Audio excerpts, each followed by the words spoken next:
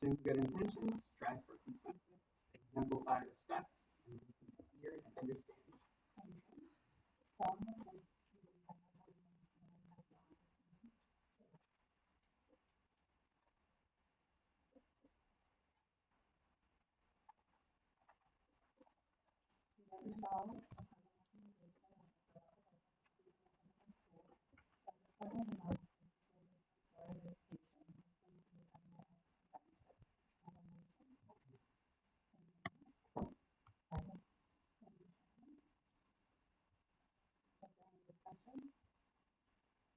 I think swearing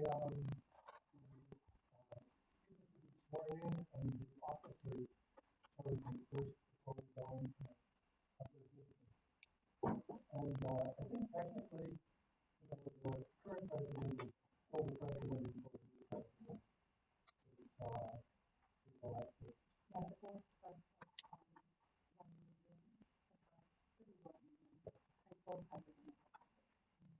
According to our council, our recommendation is that reorganizational matters, including the appointment of the board president and vice president, be addressed at the start of the reorg meeting as a matter of best practice. Technically, whoever is serving as president remains president until the president is elected. But again, it's generally best to have that taken care of at the start of the reorg meeting.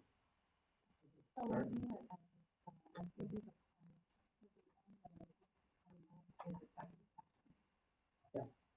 And we're going to swear in, and then we're going to.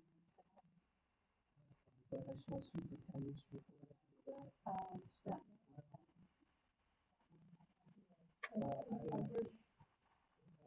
I wish we could get away from the executive session in the beginning, because I think it discourages people from attending. To come usually a half an hour or more before anything happens. I'm sure, and I can pass this around. This is an email from council. No, this came from Charles. So this Carolyn, Charles reached out to me. And it's the same thing. That's the 513.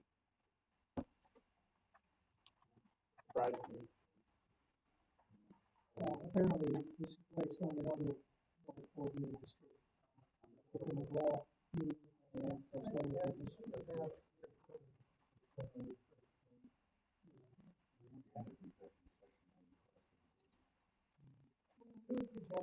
Also, these are two separate issues. Yeah.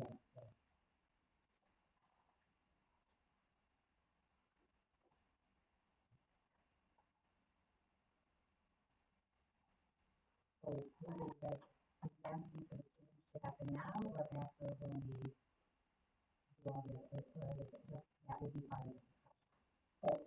Approving the agenda is where we're at right now. So right. So what you want now is just to change the agenda to add a discussion about that. Is that what you're asking? Or we make a motion to have that taken care of first. I'll make a motion that items 5.1, 5.2, 5.3, 5.4, 5.5, and 5.6 come in item 1 of the agenda, rather than in item 5 of the agenda. That we elect our officers, swear in our people, and then proceed with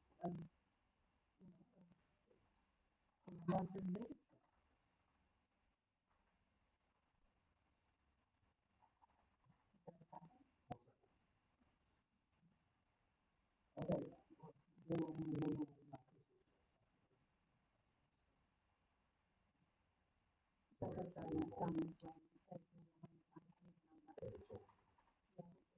May I just say that just because something is involved, similar to that, it is not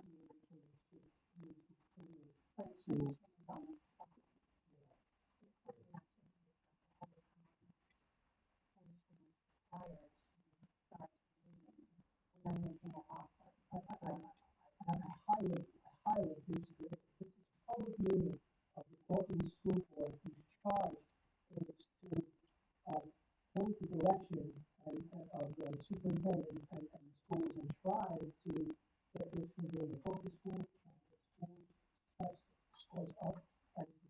enough. I don't think that just because things have been done a particular way, that they need to be done that way, moving forward. This is, I reached out to council, this is the advice from council. Last meeting. I agree that, it's different from past, different than, easier, minutes than you are using typically on the, ceremony in terms of offices.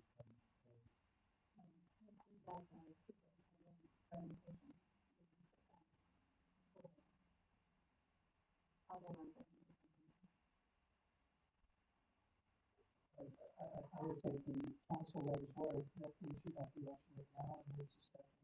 I would caution the board on council's word, like, things like started at the beginning of the not 20 minutes before. I'm going to recommend, I'll have a lot of recommendations for the board this year. And one of those is to really have transparency around communication. And this is a question, I'm looking for the leadership. I don't know where the question came from, how it developed, how it got into here. I spent a lot of time talking about this. Frankly, to the point about the charge of the work of the board and relevant to it. And so, but I think we often take, from council that we really, none of us have digested. Council could have been here, that might have helped us. I would recommend that we talk about that. We have Cameron here to help us through. The council and the council, the council all of our meetings to guide us moving forward.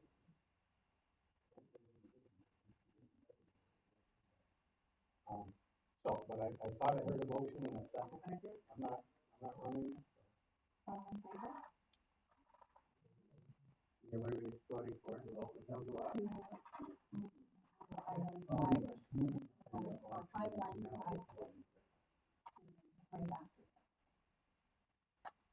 Before the intersection.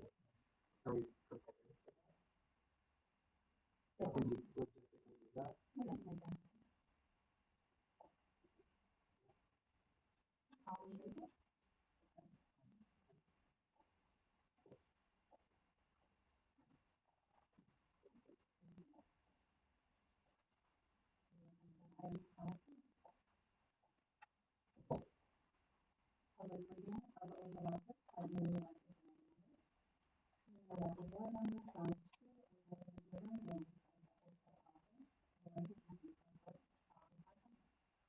Okay, this is a good, this is actually sworn in, and I believe it's third of July, or second, July 2nd.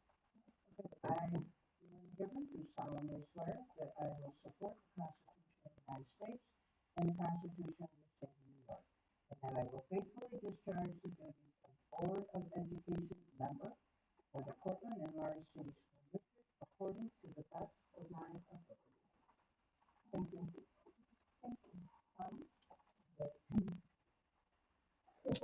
I volunteer to solemnly swear that I will support the Constitution of the United States and the Constitution of the State of New York, and that I will faithfully discharge the duties of Board of Education member for the Cortland and Morris City School District according to the best of my ability.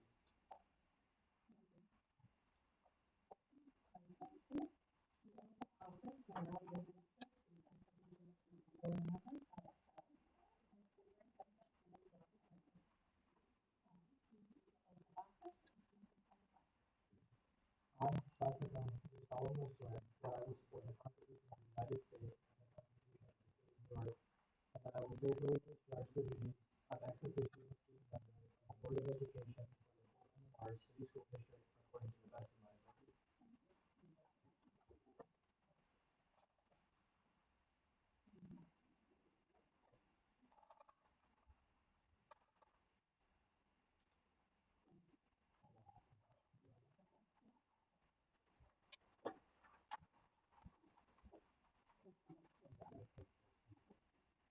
I, Robert Edwards, do solemnly swear that I will support the Constitution of the United States and the Constitution of the State of New York, and that I will faithfully discharge the duties of superintendent of schools for the Cortland and Morris City School District according to the best of my ability.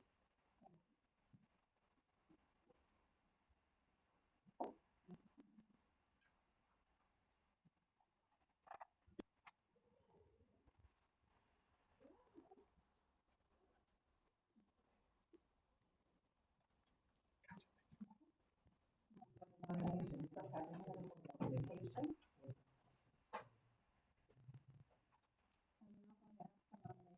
President of the Board of Education, for a nomination. I would like to nominate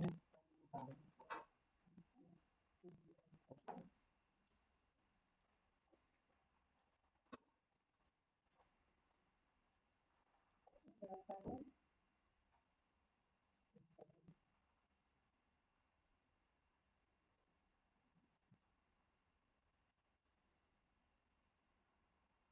Is there any other nominations?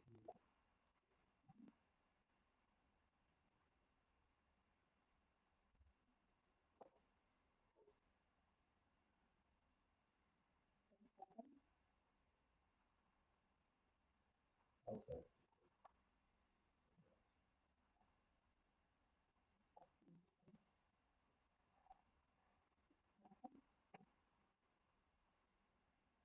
Yeah.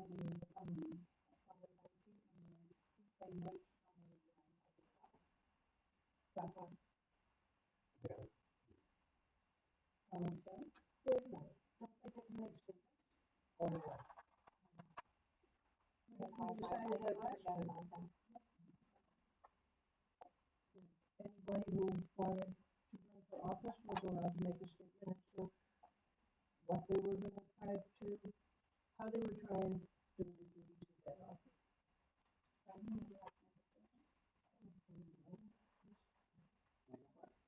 Yeah, I mean, absolutely. Um, when I joined the board, it was simply just to help the district and help the students that I substitute taught, help the staff that I worked with, some of those that were my teachers. And honestly, I think I mentioned at the last board meeting in June, I've been a little disappointed with the behavior of the board over the course of the year. I know at the beginning of the year I was very optimistic and I thought we were, moving in a positive direction, where we were sharing some positivity and some of the good stories that were coming out of our schools. And it feels like the last few that it's, lack of a better word, it felt real toxic to me. I think if nothing else, it feels like we've lost a little lack of professionalism. I know that I'm one of the youngest people in the room besides Sai, who is also on my team. That even though I'm one of the youngest, I still feel like this is a little disappointing to me. I've been in professional environments. I've been to different countries, and I've seen how these meetings work with people who speak different languages, and this is not how they operate. Especially if we are representing the entire community. If nothing else, I think we should have respect for each other, and I think transparency needs to be not just a word that we put on our mission. It needs to be something that we actually act on. And there have been several cases here where we spent district money, including today, to get legal opinions that was a surprise to me as well, which is just, it makes me fearful for the year forward if we're already beginning with jump scares, I guess. I want to be able to highlight the wins in the district, and we have such a talented group of 7 people right here, and we all have like strong skills. And I don't want to say like this sounds like I'm coming across as self-centered, but I think we all have skills that can come together here, and I think we can piece them together to actually work for all the students that we're supposed to be doing this for. We're not paid. We're not in this for power. It's strictly just to help everyone. And I think as board president, I can always help us get in that direction. And I appreciate the consideration. I agree that we need to highlight the winners, but we have a lot of serious problems that we need to address as a board. And I've been here for a year and a half now. I was appointed to fill the position. What I've seen in this board is it's not a board that has been conducting its oversight properly. We have been helping. We do not discuss things publicly that need to be discussed publicly. I think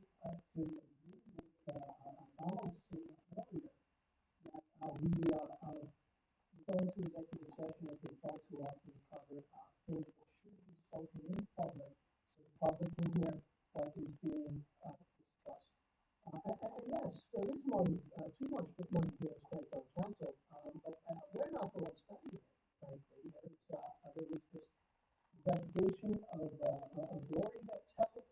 There are, our board council attended arbitration meetings, over 90 meetings.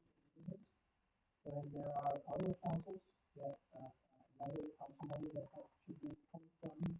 I would love to try and help to create an actual, real, true transparency, not just within our board, but for our entire community.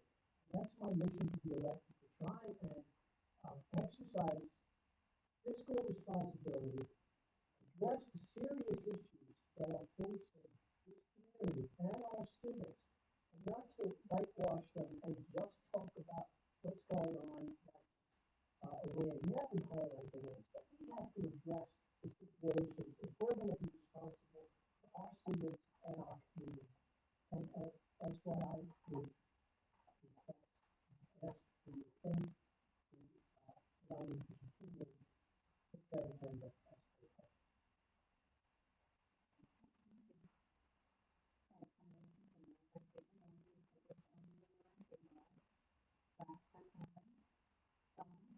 Brendan?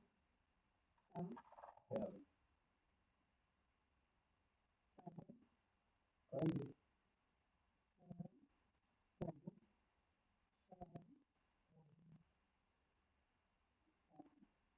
Yeah.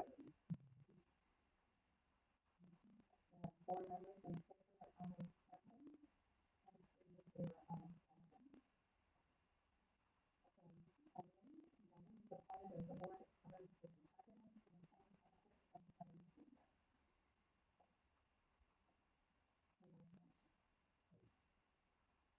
nomination for vice president.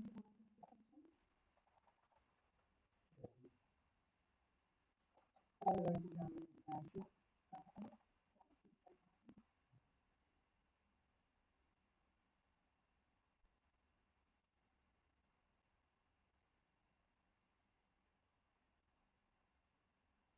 Is there a second for Gavin?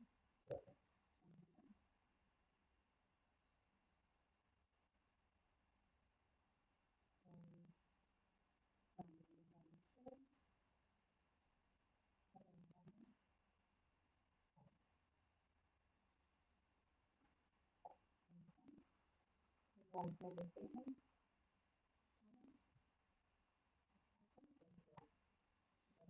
Yeah. Full transparency, I came in tonight hoping to be vice, actually. But I think that kind of speaks to the point of I'm willing to help out. If someone trusts me to be board president, I'm willing to just jump in. And I mean, same reasons I was explaining for why I want to be vice. Fair enough. Obviously, I'm one of the newest on the boards as well. On the board as well. So happy to be vice. Happy to work with Brendan. And I do think we can move forward together. I'm very methodical, I like to document things and track things. So just a few ideas.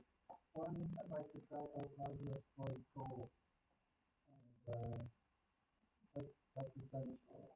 I do my job. I'd like to keep us on schedule. So, for example, evaluations on our side.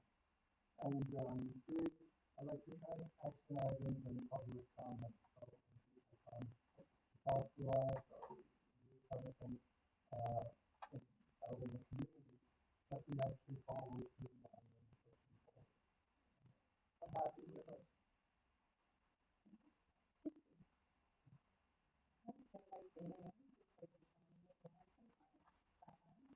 Yeah. I'll vote for myself. Thank you.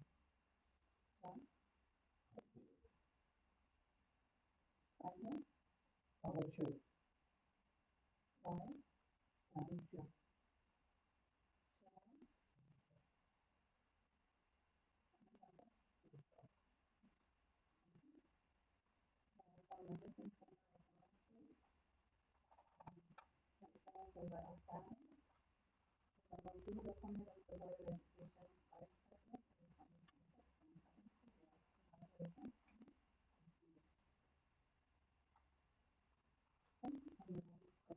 It's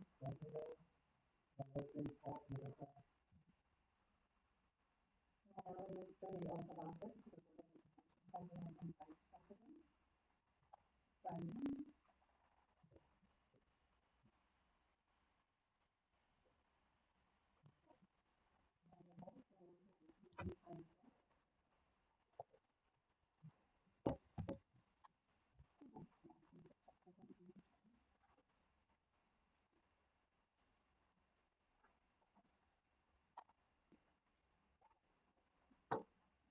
So, my governor, solemnly swear that I will support the Constitution of the United States and the Constitution of the State of New York, and I will faithfully discharge the duties of the Board of Education President for the Cortland and Orange State School District, according to the best of my ability.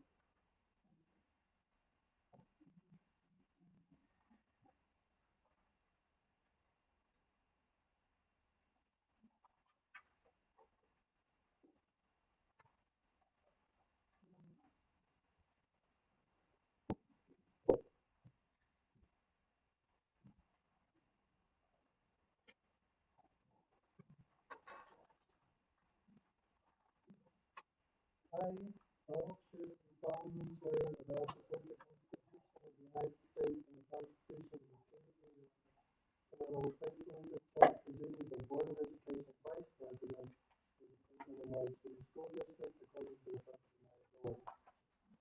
Thank you.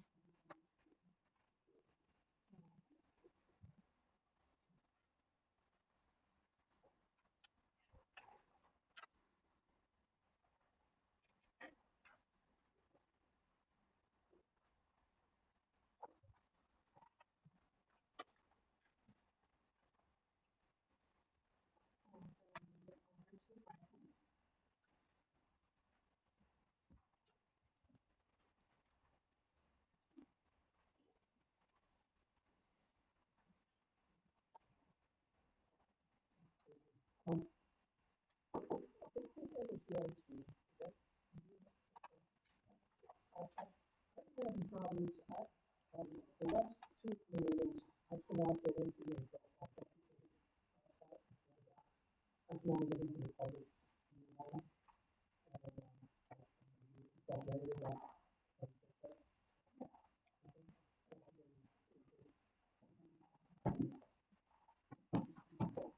Just stop working. There might be a Thank you.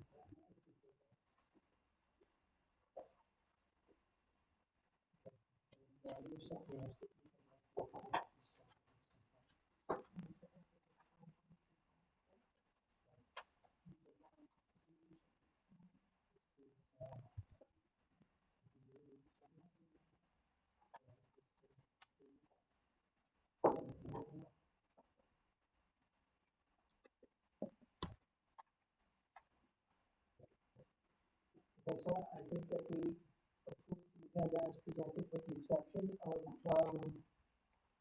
vaccine.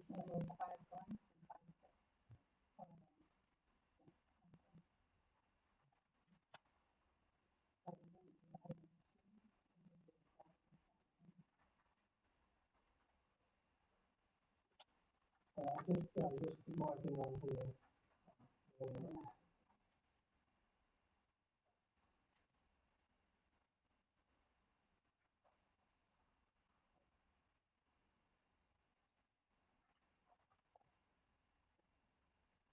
Not 5-7. You cannot be 5-7.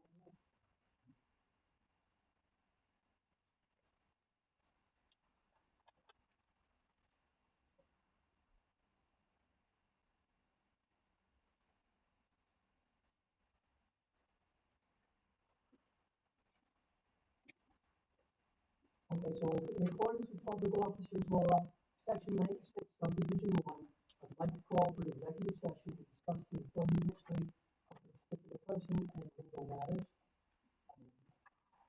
Brad makes a motion, Joe seconds. Any discussion? I don't think we're supposed to go into executive session unless there's a specific,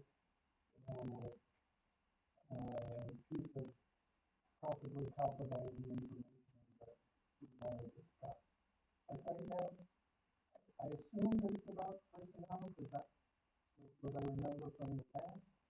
But I would suggest that we get the personnel and then go into executive session if somebody wants to ask a question. Which is possibly compromising. Because, from experience of a year of sitting in the audience, it's pretty lousy to play around for a long time, not knowing when you're going to come back out of executive session. And from past experience, I'm not confident that everything that gets talked about, over that time is really, that compromise. I just like if we leave for a specific question, then I think, that would keep the executive session shorter. Especially today when we have like twice as many, resolutions as we have. Property complaint.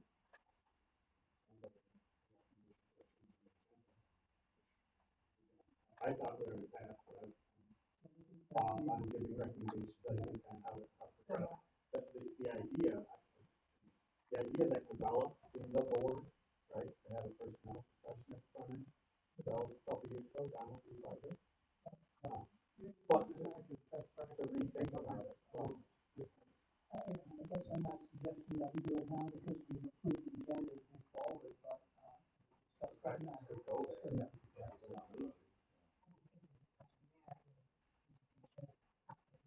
A little further down in the agenda. To get some other things out of the way. To get some of our public moved, right, so they don't have to sit here. I would add, this is a great time for me to add, because Captain was talking about it. We are thinking comparatively, recently, a lot of reorg meetings have happened, and many of them have hit the mark around like the 40 to 50-minute mark. I'd love that to be a goal for our board. New business and more business. All those reorg meetings, look at many of them, they're huge. They break through. Efficiency would be a goal at the time. I would like to go this year to try to get these board meetings done before. I would say 7:30. 10 o'clock. Yeah. Schedule at 7:30. I'd like to suggest in the discussion that in our committee meeting, we discuss the resolution. And then in the following meeting, we come prepared to vote. Okay, the committee recommends voting that time. That way we don't have to discuss anything. Yeah. Okay, so to the point now, I think we have to have a vote start to the executive session because part of today's agenda and that agenda was approved. So, all in favor? Any opposed?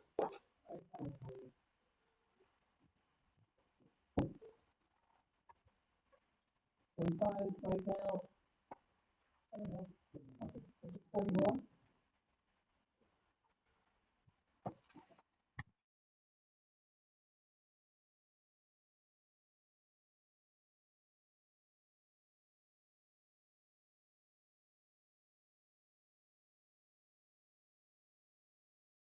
Adjourned at 6:45 p.m. I'd like to call for a motion to reconvene the open session. Now, this ends the executive session.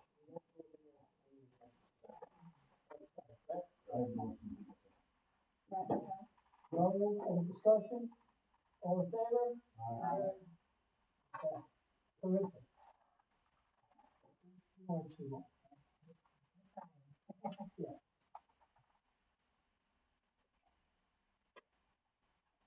Okay, so please welcome, Superintendent Robert Edwards with some updates from the superintendent's office. Yes, and we're just going to have a couple special guests first. Looks like maybe good.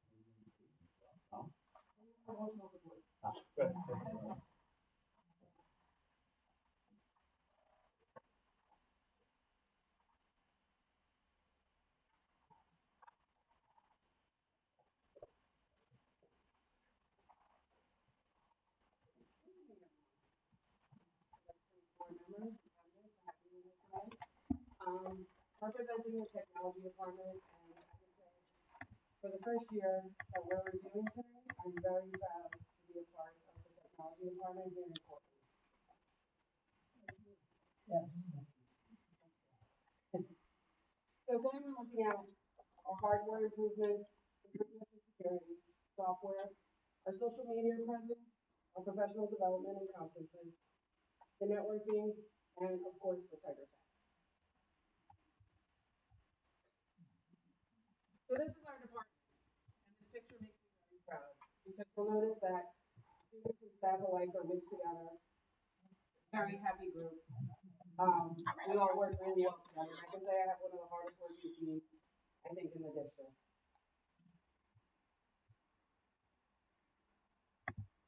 So over the past year, the technology department has initiated and completed a variety of projects to improve the district's ecosystem. And as most of you know in this room, when technology works great, our department is invisible. And when there's glitches or roadblocks, that's when everyone sees us, hears us, and knows we're around. So the roadblocks. I put this slide in because today it was abundantly clear that we have some. For those of you that know, we did lose some power this morning. It was due to a couple of our slithery friends. We had some snakes in a transformer, caused a power issue. So there's a variety of power outages that happen in this district, which was a new thing to discover, whether it's construction, an accident on a main road, weather related. The equipment struggles to come back sometimes, and part of that reason is the age of the equipment that we had in the district. I did not get rid of the snakes. Yeah, I was gonna ask what happened. Jordan Lilly helped us. Jordan and I think I work together, but I did hear something about the smell of burnt snake. Transformer, our property or national grid? It's on our property. That was the front belongs to us. I think it's like a collaborative effort. So these were new challenges to be faced. I'll be honest in saying on Long Island, we don't really have snake issues. We have some of the other issues, but not snakes. The good part about our department is the way we overcome the issues at hand. So not only do we work towards building better systems that are up to date and industry standard, but the team by far has come a long way to help ensure that the district is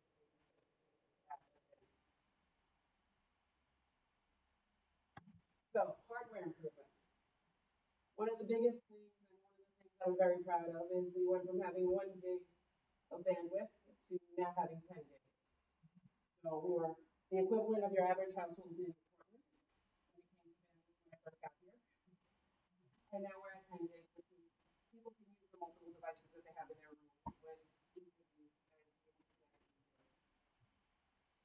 I initially only had reopen Parker, but we're also closing Parker, so that's a big part of the department.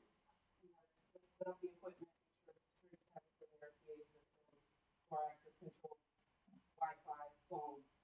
And now we're working to close Parker and bring all that equipment back. Our wireless upgrade, we improved all the access points in the district. We also added additional access points in common spaces where teachers might meet in small groups with students or parents or the community. My proudest accomplishment is we upgraded the press box. For those of you that may or may not know, a couple of years past, the thunderstorm had hit our speakers in the press box at the stadium, burnt out a couple of our speakers. And just to ensure that graduation went off flawlessly, we were able to update that equipment before graduation so that way everybody could hear their child's name. And that's why I have the graduation picture up in case you wonder hardware improvements. I was sitting in the back corner, and I think the speaker is one pointed anywhere in the Concession? like way up in the air, but up to one side.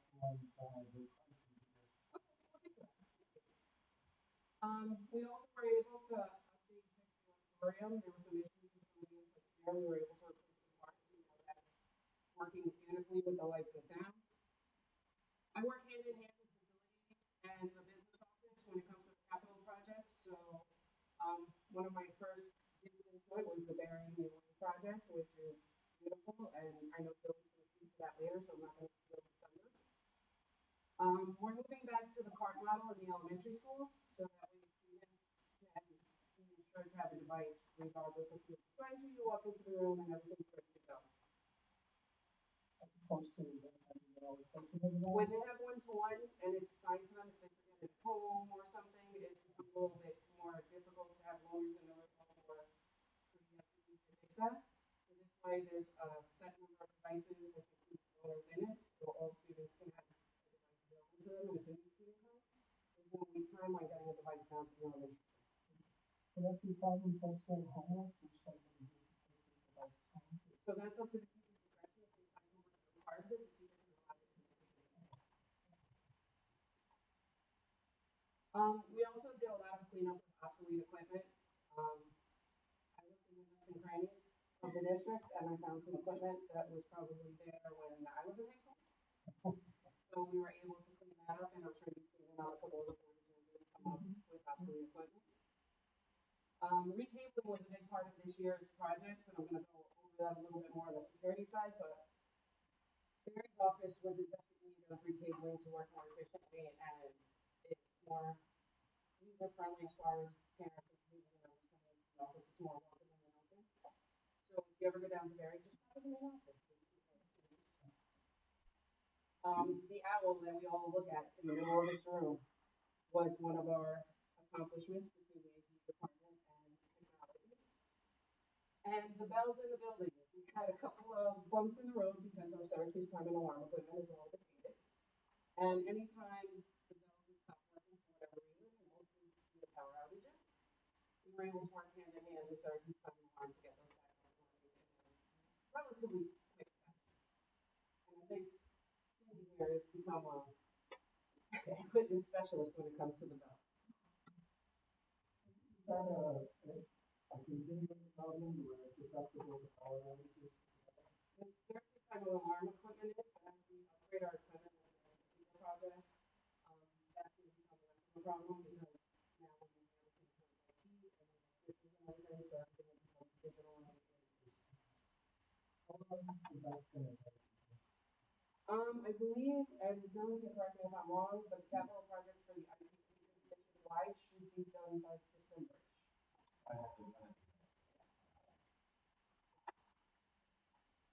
As far as security, to the right is, for anyone not familiar, the switch closet. It's the switch closet here at Kaufman. And we were able to not only update our switches, which were end of life in the early 2000s, but we were able to recable and make it a little bit organized, easy to understand, including the color scheme for the cables. We did a phone upgrade, so now we're in the cloud when it comes to our phone services, easier to manage. The team here in the district can manage it instead of having to put in tickets to have things changed. We did an entire system analysis, which included network mapping. This led us to make some big changes. Anyone familiar with tech? Having 2,002 servers in your network is it's like leaving your front door locked and praying that nothing happens. So we were able to move those. We moved a lot of our servers over to the system and we now manage them for us, which gives us additional security. We upgraded all our servers and it gives us management 24/7. We use E-Rate to work on our switch upgrade. There's over 63 switches in the district, most of which need to be upgraded.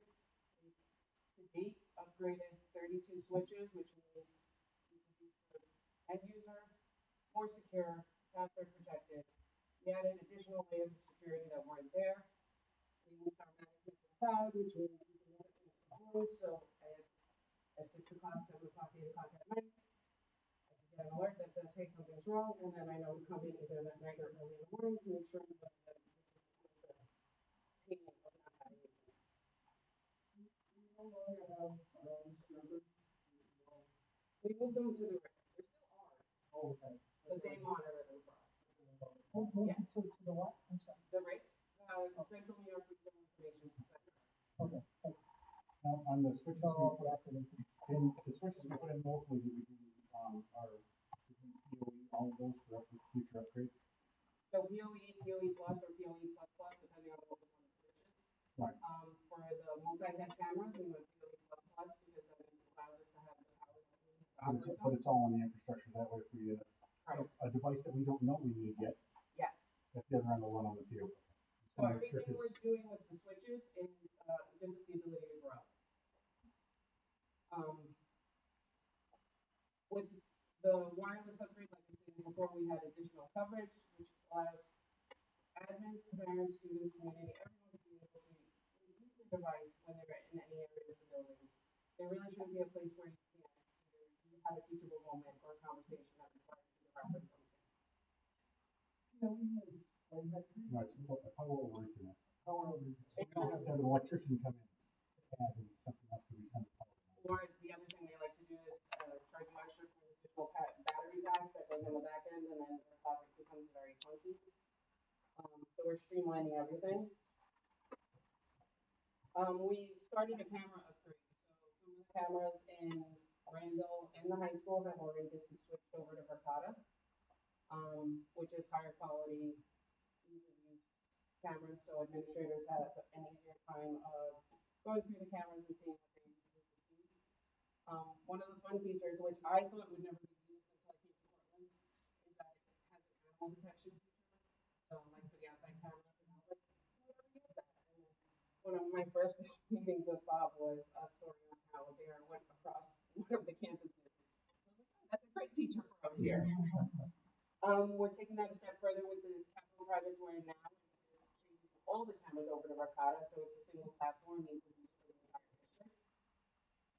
In the high school, junior, senior high school, we're bringing in Move, and it's an attendance system that works with SchoolTool, and it allows students to tap into the building. So there's attendance for the building, but then for each class and or nurse's office, main office, bathroom, they can also tap, and that way there's real moment to moment attendance taken for any student. So if a parent comes in, if Julie comes in and she's looking for Cindy, instead of going, she should be in her homeroom, they could just look at the dashboard and be like, oh, you know what, she's actually in the nurse, and you would know where students are. Just on the disaster recovery part of things, it also gives you reports to know where everyone is, God forbid anything bad.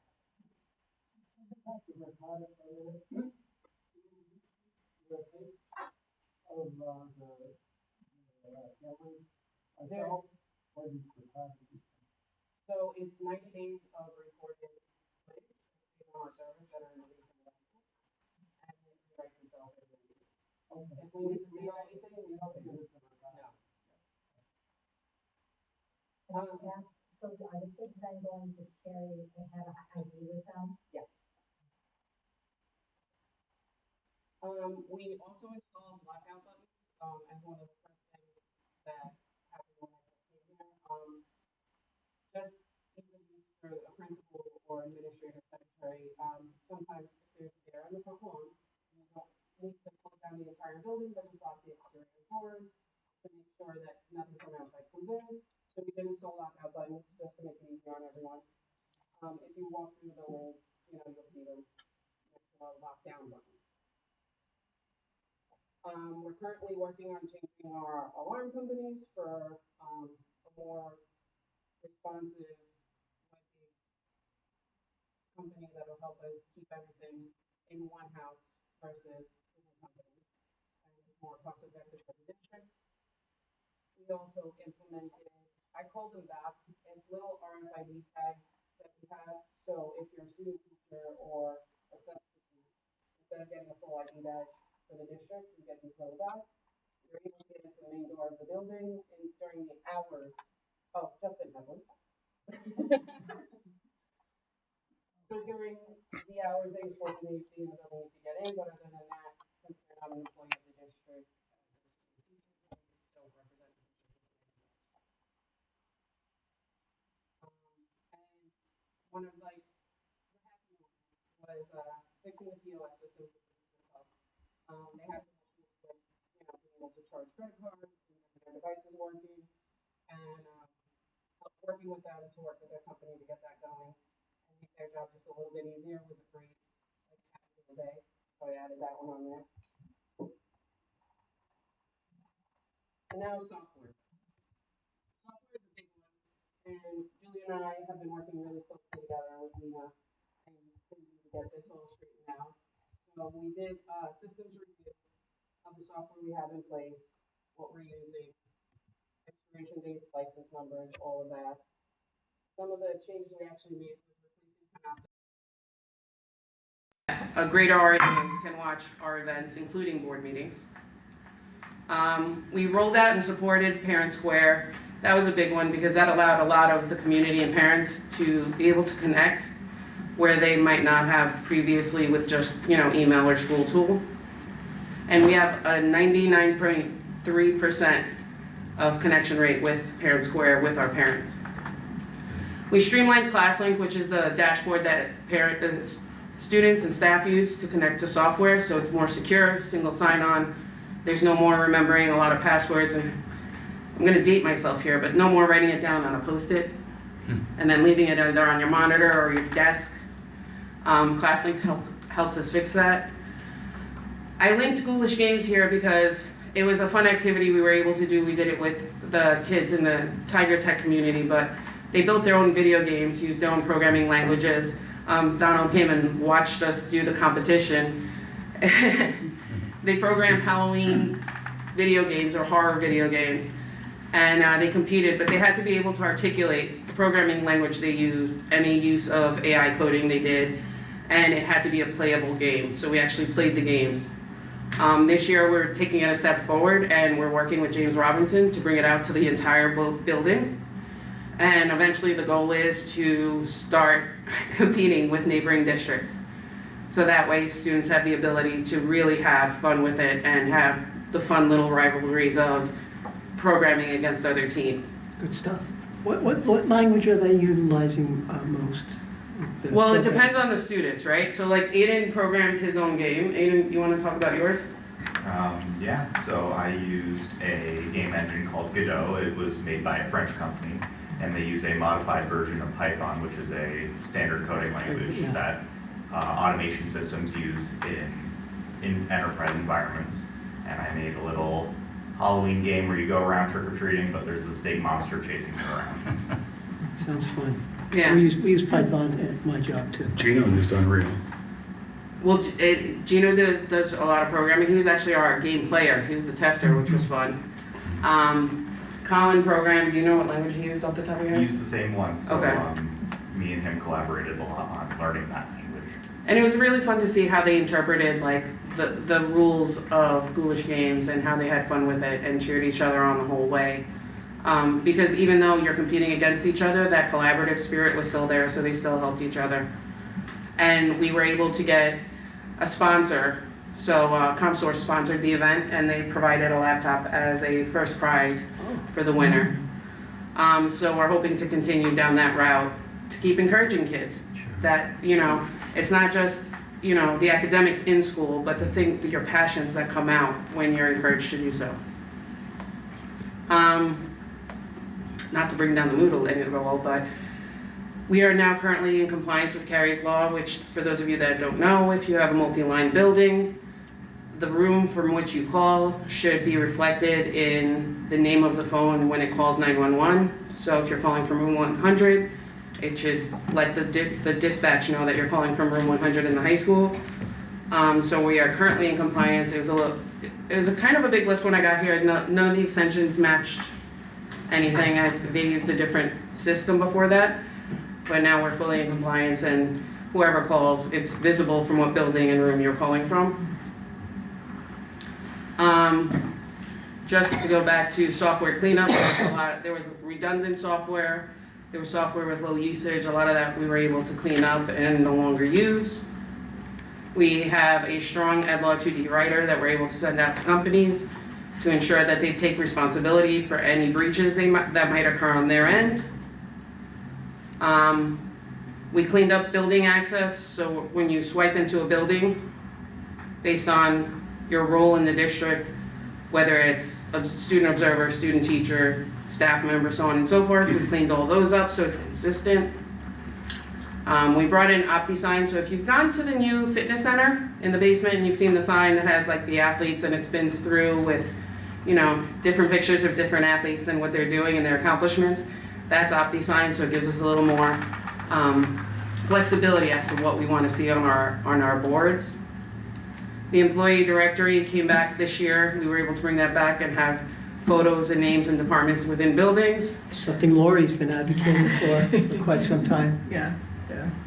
In School Tool, we brought in advanced analytics for the administrators to give them oversight on what's going on with their students in their buildings.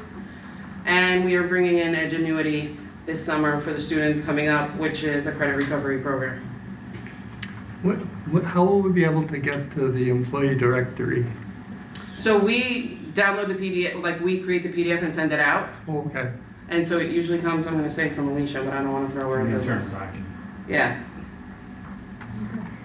Yeah, and one other suggestion I had, it's not new, but we're still using calculators, like TI-80 calculators in high school, and I wish we would consider moving to MATLAB. I think we could get a site license for everybody, like for on the order of $500, with all the toolboxes available. And kids could start learning to program, the simple ideas, if then else, loops, stuff like that, from junior high school. So that would be like a technology, instructional, question to consider. And math teachers too. So this was a fun slide to put together. We increased our social media presence. We really made an effort this year. Kudos to CJ and Justin for being at a lot of the events to take pictures. But we did make an effort to increase our social media presence to make people more aware of all the positive things that are going on in the district. So I listed some, like the tennis court dedication, fitness center, Santa's book bus, meet the board members at Brew, the retiree tunnel, which is like one of my favorite pictures. But we did try to get more people to visit our sites, and it's been working. We've been seeing a larger number of likes and follows on our social media pages.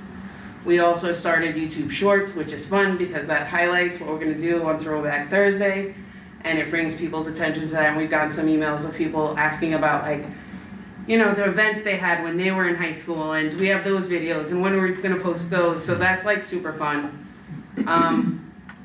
I did also put the owl in here because it does allow people to follow along with the board meetings, and we have the presentation. So what you're seeing here today, they're also seeing at home, so they could follow along instead of trying to keep up without being able to see the presentations. And again, graduation, we live streamed graduation. It was phenomenal, and kudos to Justin, because he worked really hard, as did Missy Quinlan, to get that going and to have a beautiful event. I'm so happy for you doing the personnel directory. The one other thing, if it's possible, the Wall of Fame. There's so many years that are missing, and if you could digitize the pictures from yearbooks to fill that out, that would be really nice too. We can work on that. We can. I mean, low priority. But just so you know, the scope of what you've done so far is amazing and laudable. Yeah. And certainly Makes you think deserves anything congratulations possible. to Justin and everybody involved. Thank you so much.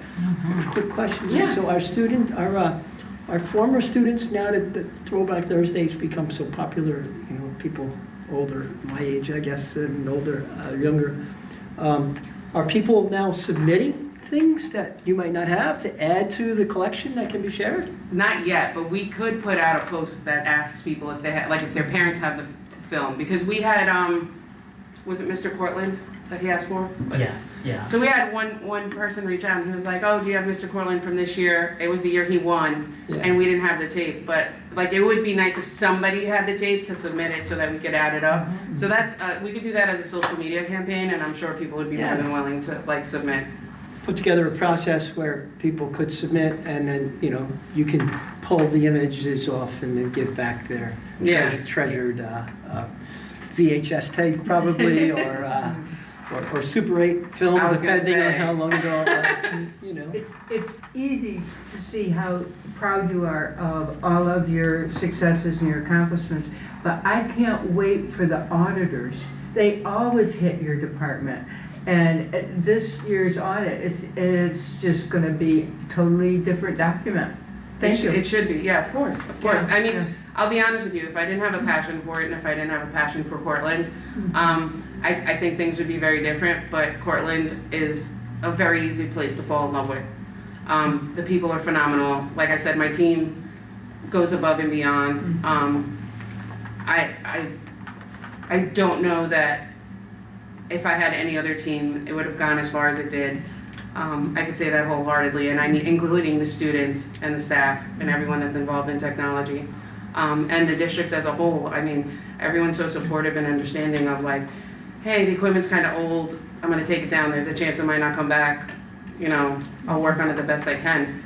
And I hate sending out those emails sometimes, because even though I plan to do it on a Friday night, and I feel like Brett can attest to this more than anything, you think something's gonna come up within 20 minutes, and it's an hour or two if you can even get it up, or you're swapping equipment. So, I think, and I say this especially to Cindy, moving up here and taking this position was one of the best decisions of my life. Well, thank you. Yeah, Good for you. I love it. You mentioned Long Island, where are you from? Massapequa Park. I'm on the Queens-Nassau border, Queens Village, Belrose is where I'm originally from. Oh, there you go. So I was originally a Corona kid, Yeah. and got made fun of a lot for my accent growing up. So, A lot of Italians were in Corona. but yeah, eventually Long Island, and then Long Island has become, I don't know if anyone's been recently, but it's very overcrowded. Very expensive. Very expensive, very expensive. And it's missing that, you know, when you say hi to your neighbors and you know your neighbors, and that was what was missing, but that's wholeheartedly what I've gotten here. Wouldn't change it for anything in the world. Training and conferences. This one I am very proud of also. We've provided a multitude of trainings throughout the year, and each of these things I have listed is not something that I've done once and let go of, but multiple different occasions. I've streamlined it for specific departments and or people, but education law 2D training, data privacy training, parent square training, school tool, student teacher orientation, new teacher orientation are all trainings that we've done from the department that we're very proud of. My staff and I have attended conferences like NICEGate, the Mindex conference, which for anyone that's unfamiliar, is School Tool itself. They had their first annual conference open to districts this year and we were able to go. And DPSS, which is our Data Privacy and Security Conference. And all of those gave such great information that I was able to bring back to the district and help me move the district forward in the right direction. Networking. So I use this term loosely. I use it both for people networking and networking as in technology, because I didn't want to bore you guys too long. So I squished them all together. What we've completed so far is the configuration of CrowdStrike. While it was in district, it was not configured, so the devices didn't even speak to it for it to keep them secure. So I was able to configure that. I reconfigured Mimecast and Aristotle to industry standard. Still looking at alternative solutions that are a little bit easier to use on the end user side, not necessarily the back end, because it's who uses it in the classroom or in their offices that really get impacted by how easily or clunky it works. The Education Law 2D Writer. Gopher software, which is a big one for my department because it helps take out the manual work of working with Google. So it helps automate a lot of the processes of account creation and archiving and all of that. I was part of the WAN focus group with the RIC, so we'll help make the decisions that'll affect the district in the long run. Ongoing, we have a disaster recovery plan, and I intend that to mean an actual full disaster recovery plan. So it's not like a 3-page document, it's like a binder. And it goes over all the different possibilities of what could happen. It takes into account a business impact analysis, which I worked with the district to help figure out what's most important to each, group. And then how long it could be down, if it has to be down, how quickly we need to get it up, a gap analysis, and it's a plan where, God forbid, a cow hits me on the way to work, somebody could pick up this binder and keep everything going versus just relying on a DOT or anyone in your district. Like, everyone should be able to move things forward, God forbid I'm not available. I've worked on the internal audits with Chris when he was here. I worked internally with my department on the department's response in emergency conditions. So I'm very proud to say that anytime we lost power, my team was deployed to all the different buildings to make sure If there was any help needed by the principals or anything, somebody from my department was there to help them in any way they could. When we had the tornado warning, we were in the high school helping out. My entire team was there, just helping in any way we could. So having them more visible, more present during emergencies so that anything that needs to be covered will be covered. And exploring new vendors for the district for competitive pricing. So I was able to make a lot of relationships going to the different conferences. I did bring some relationships with me when I came up here, and it's helped in being able to explore different options and saving us some costs. And this is my most proud slide, so I left it for the last. Tiger Techs. They didn't know I put that picture up. We worked really, really hard this year on getting the Tiger Techs the career readiness projects that they need to go out there and be able to start a job. So instead of just working on Chromebooks, we provided them real world experience working with people from the industry, whether it's working on switches or working on servers. We had them work side by side. If technology was their focus, that's what they would be exposed to. I found a curriculum that works for the students in the Tiger Tech program that helps guide a little bit more and build from the beginning of the year to the end of the year. And we instilled real-world soft skills in all the students so that regardless whether they pick technology or not, they'll be able to use those skills in any industry. So time management, taking reliable notes, being accountable for your projects. Project management was a big one for a lot of our seniors. And I'm proud to say that each and every one of our Tiger Techs has shown great improvement from the beginning of the year until now. How many Tiger Techs do you have? Did I have last year or? Last year. I had 7. So Well, there. I see. yeah, that's 4 out of the 7. Yeah. 5 if you count Gino in the back. Okay. Oh, yeah, I see Gino. And this was actually we had one of the presenters come from a company to talk about not just working in a tech field, but also the different positions in a tech field. So you don't have to be, like Aiden is really gung-ho for working in networking and working with cybersecurity and doing all of that, but you might want to be, in project management, you want to be in marketing, those are all parts of a tech firm, but you still need to understand the technology behind it. So I had speakers come throughout the year and we opened it up to not just the Tiger Techs, but any students that were interested. Any questions? I have one question. This is like really kind of more of a technical one. What are we doing for directories now?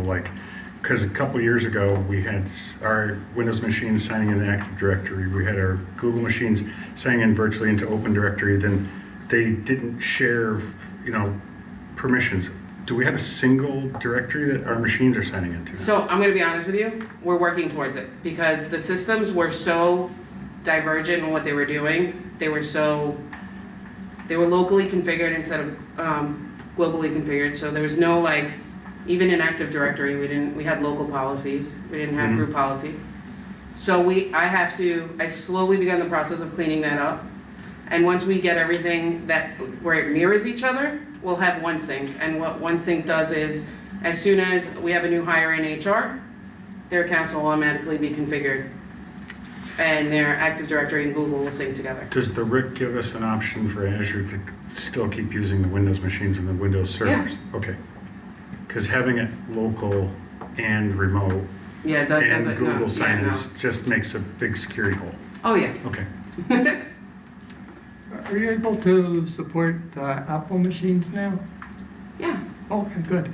Yeah, and we have to approve AS7 Bosti's budget, and there's so much software there. I don't know if you've looked at all of that stuff. Okay, so you approve of all? Yeah, it's either operational, which is like we have Envision or Frontline, those are considered operational, or instructional, things that we use in the classroom. And then special ed has its own category, but all the software has been looked at for going into this year. We looked at it all year last year, multiple times. Great. And then we're working with curriculum to continue to look at all the software, just to see if it's supporting the curriculum correctly and if moving forward how it's going to work. Okay, thank you. Yeah. Thank you, Dr. Georgette. Thank Yeah, you. thank you. Wait, there's one more slide, I think. Nope, Nope. not on this one, it's on I the say, copy that you well sent. done. Same.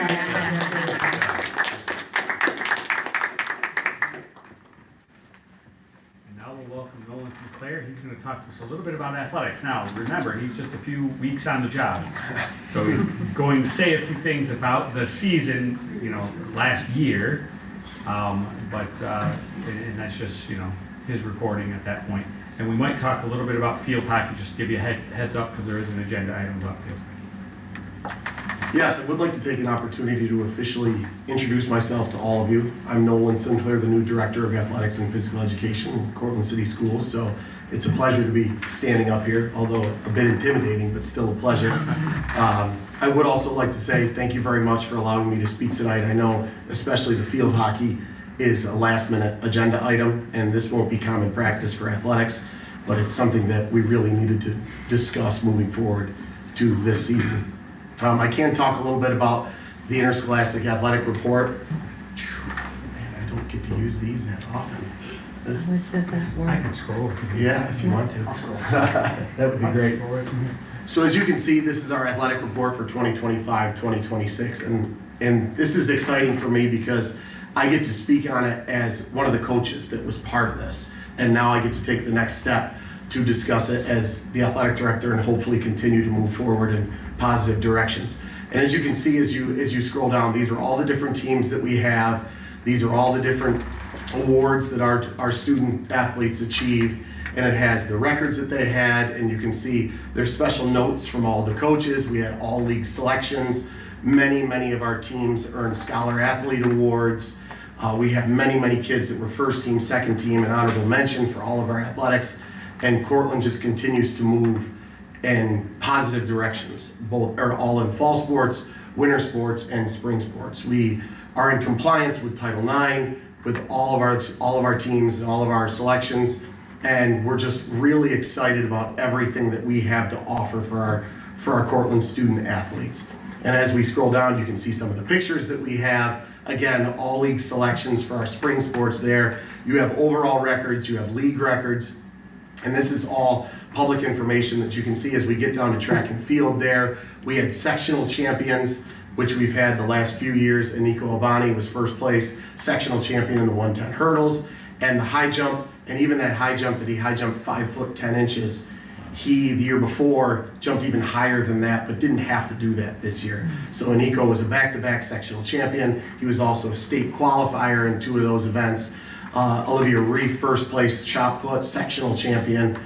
Baseball, just an outstanding year again, 19-3, 17-1. All league selections first team. You can see that there were 4 first team all league selections.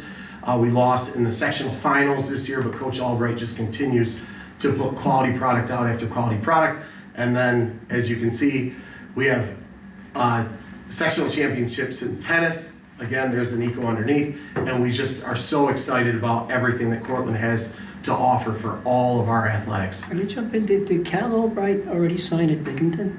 Hofstra.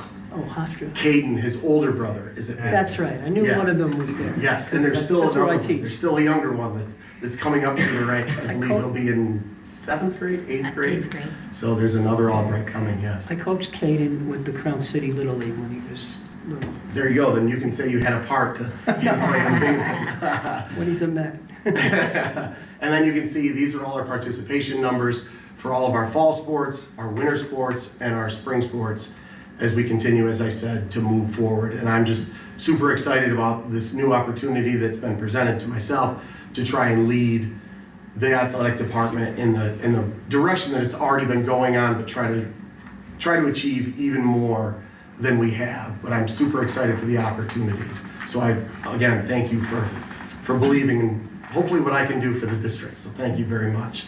But that's our entire 2025-2026 athletics. And again, this is all public knowledge. You can take a look at this. You can reach out with any questions that you may have, and I can provide you with any information that you need.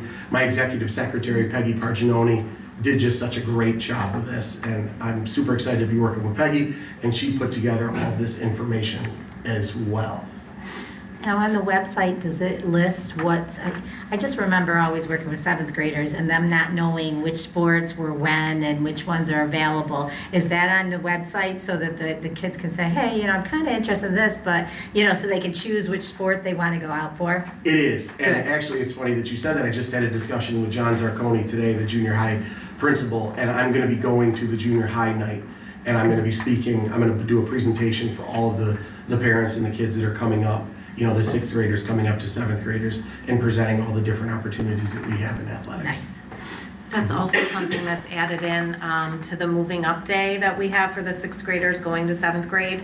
They have all the different sports teams at different tables during lunch, and so they're able to go and visit each of them, and each of them talks about which sport it is and what season, so that's something that athletics has added as well. I would hope that we could also expand that to like what clubs and stuff Yeah. are available. Good, Those are because a part I of just it know too. seventh graders coming up, they want to join something, Yep. but they didn't even know we had this or had that, and Yep. you don't know, you don't try it.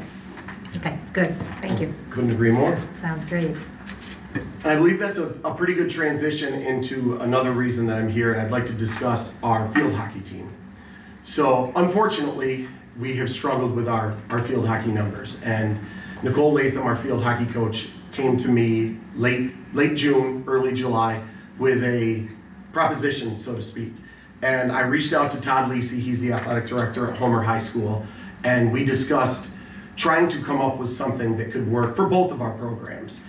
And I'll just read a little bit of this. It's up on the board as well. I don't have to read it to you, but what it boils down to is I'd like to formally propose a collaborative arrangement that Cortland and Homer would combine varsity field hockey for the 2026-2027 year.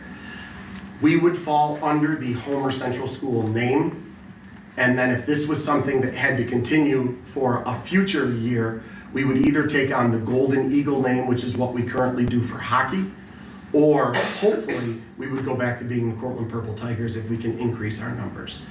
So the reason that I ask this is Cortland's field hockey program is facing a roster shortage. We have a projected turnout of 8 athletes to play, 7 of which are going to be seniors. So unfortunately, if this proposal doesn't come to fruition, we will have 7 student athletes that have played field hockey for a long time that won't be able to have a senior season. So I reached out to, or Nicole Latham reached out to me, and she's had plenty of discussions with the Homer coach as well. And what we would like to do is merge the 2 schools. So if we can merge these 2 schools, what would happen is there would be financial benefits immediately. Homer immediately wouldn't have to hire a varsity assistant coach because our coach that's already been board approved would turn into the varsity assistant coach or co-head coaches, something that those 2 have already discussed and have no problem doing. What it would do for Cortland is we would see immediate relief from interscholastic officials, per game fees, and transportation costs. And interscholastic officials is about $110 a game that we would not have to see. Homer would take on those responsibilities because they already have that team. Both Todd and I have spoken. There would not be cuts to either team. So if the 7 or 8 athletes from Cortland that went to Homer, that would not impact any of the Homer athletes as well. Nobody would be cut from those teams. So I do know, and speaking with Nicole, the Cortland and Homer girls play summer together. They have worked out together. The 2 coaches coach together throughout the summer. So both the Homer girls and Cortland girls are really excited about this opportunity. There isn't really any anxiety for any of the student athletes or the coaches at either school.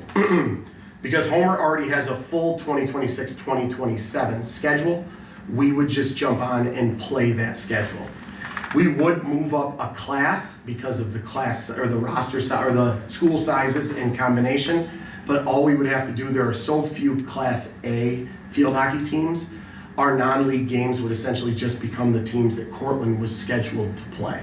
So we would just combine the 2 schedules because Homer still needed a few to be added to their schedule. So there are no scheduling concerns either. Practices would be held on Homer's practice fields. I've already had discussion with Jordan Lilly, so we can figure out transportation to get our athletes there. And then if there was an issue, we do have our grass field available for practices if need be. One of the big, on game days, we can coordinate flexible drop-off scenarios. And again, I've spoken with Jordan about any kind of transportation that we would need. one of the big things that was important to me, and it was also important to Nicole, that's not up there, but I made sure to jot down, is Cortland would also have a specific senior night here on our turf.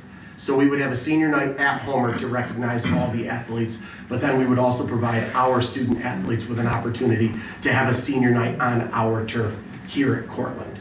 So we would make sure that they would have that fun night, you know, where they get to really celebrate our athletes as well. And both coaches were on board with that, as well as both our athletic directors. So to move forward, this proposal will require your administrative approval, subsequent resolutions from both the Homer and Cortland Boards of Education, a formal application to be submitted to Section 3 and New York State under the official combining of teams protocol, which I have all that paperwork that Todd and I would submit. Both Todd and myself are in favor of this, and we've had discussions with both superintendents, and both superintendents are in favor of this as well. So to kind of tie a bow on all of this, I'm asking if we could possibly have a vote that you would be in favor of combining Cortland and Homer for the field hockey season. I will just say one more time that we will be under Homer for the year. We will be wearing Homer uniforms. We would not have to purchase any of those things. Homer has enough uniforms. Homer has enough equipment, so we would not have to purchase any of those things. But I would also say that it is, I would be working diligently to either A, create Cortland field hockey yet again for 2027, 2028, or Todd and I would go through all the necessary protocols to create the Cortland Golden Eagles, similar to our hockey program. Do we right now only have varsity, or are there Yes. lower levels? Yes, we have modified, but we have one young lady signed up for modified. Will she be able to play with these ones? Yes. Oh, okay. I think it's a great idea, and I Yeah. think it's great I love the collaboration creativity. across districts. It allows these 7 girls to 7, including the modified? Well, it'd be 9 including the modified. There's 7 seniors and 1 junior. Right, so, I mean, it allows them to continue playing. Just one question, you mentioned the Golden Eagles, and you know, and that's already the situation with the hockey. I know that the name would come from that, but originally, what is the Golden Eagle connection to Homer, Cortland? Is there or maybe Bob might be the one who knows that question. It's been a long time. I'm curious. I think the golden color came from St. Mary's, when St. Mary's athletes played, because it was purple, white, and yellow. Okay. And the eagle part is the blue part of the Homer side. So I think somehow that compromise was made years ago. I mean, this is right before our time when the Golden Eagles hockey was first formed. Yeah, Golden Eagles was first formed when I was still in Pee Wee, so it was Wow. before me, yeah. That's sort of So you're going back. I asked decades. the Cortland Historical Society that question about a month ago, and even they didn't have an answer. Yeah. So, yeah. I'm going Thanks for checking, Yeah. I'm going to consider this another step towards regionalism, which I'm very much in favor of, and I've always said, I hope Cortland can be a leader in regionalism. And so whatever you're calling it, that's what I'm calling it. Okay. I have no problem with that. And this is an agenda item a little bit Yes. later in the agenda, so you'll see it, and Nolan, I'm appreciative of that. So this is, it's unique and not unique in the fact that we do have the Golden Eagles, right, as a sort of model of how we could do something like this. This one's unique, Nolan coming on board, and all of this stuff typically goes to the section way earlier in a school year for a combined program. But Nolan and Todd Lisi really worked on this, and Todd Freeman is the interim superintendent at Homer right now. He and I are fully supportive. We want to provide an opportunity for our kids. Right? I think it's a win-win. Yeah, it's great. I appreciate it, what you've done, and I'll certainly support it. Thank you. Are there any other teams that would be candidates for combining with Homer? Because we heard from the consultants report that a number of them are undersubscribed. Currently, we don't have any that we would need to combine with Homer. Unfortunately, both schools, Cortland and Homer, are dealing with an issue at the JV level. You know, there's a lot of our teams that we just don't have a lot of players at that level. So obviously, that's something that I'm trying to increase. You know, student performance and participation in athletics is something that means a lot to me, and I'm going to try and increase those numbers. But I know that there has been discussions just between Todd and myself about our junior varsity numbers, and they're low across the board in many of our popular sports. You know, so that is something that has been discussed. we Doing see the same that- kind of thing with the junior varsity. Sure. Yeah. So that just raises a question for me. So has that been a trend? Do they when the students get older, then they join varsity? Or are we seeing the low numbers in junior varsity are going to be reflected in a year or two or three in our varsity level? With a lot of our popular sports, our numbers at the modified level are huge. And then some of our students, it just fizzles out, so to speak. And the students that are playing your competitive travel sports, they continue playing, and the ones that don't seem to fizzle out. So something that I'm really going to work on is providing students with the necessary information that you don't have to play all of those travel sports to play with our teams. You can continue playing through the different levels, and we have big numbers. Take football, for example. We have big numbers at the modified level, struggled with a JV team, but our numbers are finally starting to increase. Our football team is moving in the right direction. Our basketball teams are, on the girls' side, kind of going through the same thing. We've had outstanding varsity teams, but our JV numbers are low. Sometimes that just goes along with grade levels, too. You get stuck with a certain grade level that there's just not a lot of athletes in that grade level that want to keep playing team sports. And that's something that I'm going to focus on to try and get our students out. You don't have to be a superstar to play. You can be part of teams and be part of something that's great. Just being part of what Cortland has to offer in the athletics side. Yeah, so a lot of our kids have multiple things after school as well. So like Annie played travel softball with Oneida, but never played softball at Cortland. Right. So because her music got in the way, because Right. 2 or 3 days a week is not acceptable to a softball coach for you not being there.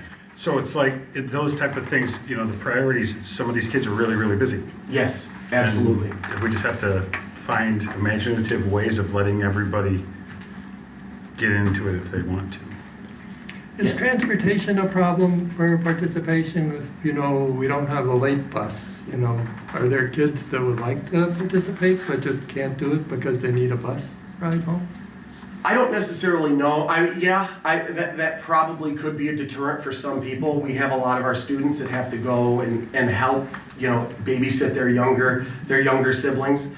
So I wouldn't be able to stand up here and say yes definitively that not having a late bus is hurting our student athletes. I mean, I can understand how it would be, but I can't, I can't with 100% certainty say that is an issue.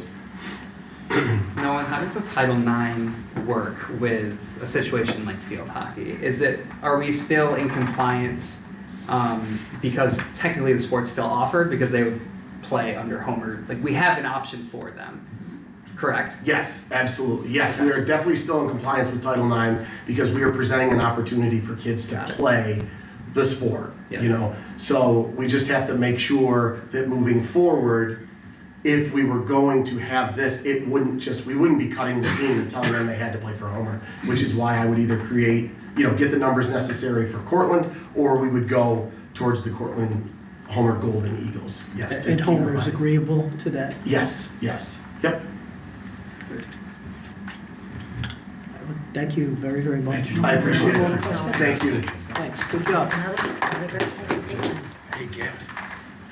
Very first coach of the Golden Eagles, he started the whole thing, is still, Who's that? he's still Don Armstrong. Armstrong? Don Armstrong. Did it start? Was there a separate hockey for each, or did it start as a? No, it started together. Started combined. It started combined. We were actually, by the time I was in Pee-wees, we had 60 kids in a 2-year window that were playing hockey at the same time Cortland. You're younger than me, so you're talking 40 years ago. Yeah, I started in 1976. Yeah, oh, wow. All right, well, good stuff. And moving on, try and keep this. Do we have any people to address the board? Alicia? Yes, we do. We have Janet Griffin, who'd like to address the board regarding the past. Okay, we have a message to read for all of the people who will address the board. Thank you to all community members wishing to speak tonight. Please state your name, keep your remarks to 3 minutes, respectful and aligned with our district code of conduct. To protect privacy, concerns involving specific students or employees should be directed privately to the superintendent or Board of Education president.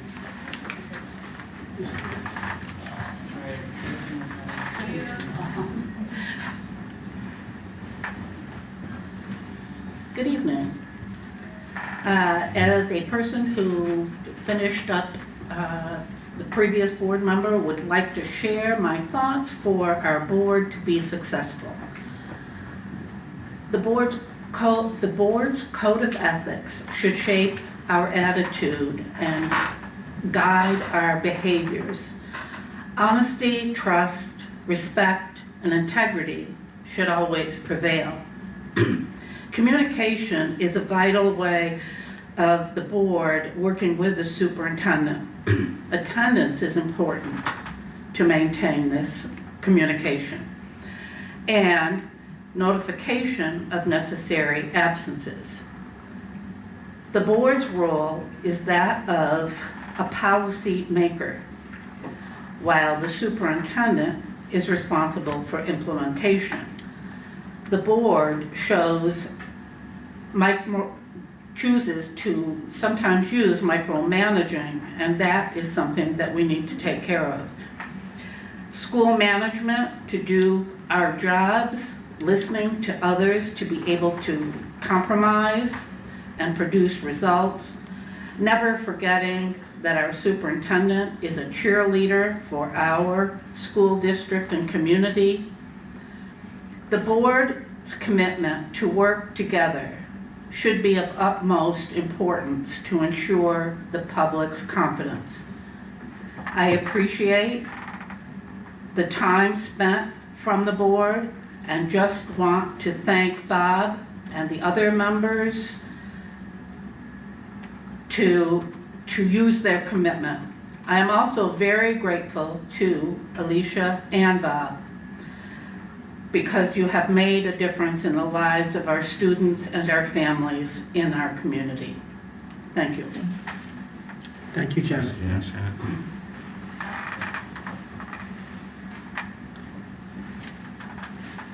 Alicia, do we have anybody else to address the board? That's it. Thank you. Now, we're skipping over 5 through 5.6. We addressed them earlier. And we're picking up on 5.7, if I'm correct? Yeah, that's what I had, yeah. Appointment of officers. Okay, so be it resolved upon the recommendation of Mr. Robert Edwards, Superintendent of Schools, that the Cortland Enlarged City School District Board of Education appoints the officers for the 2026-2027 school year as presented. Motion. Second. Who exactly are we talking about? They're on the list right You now. got a list. There's like Yeah. 6 people.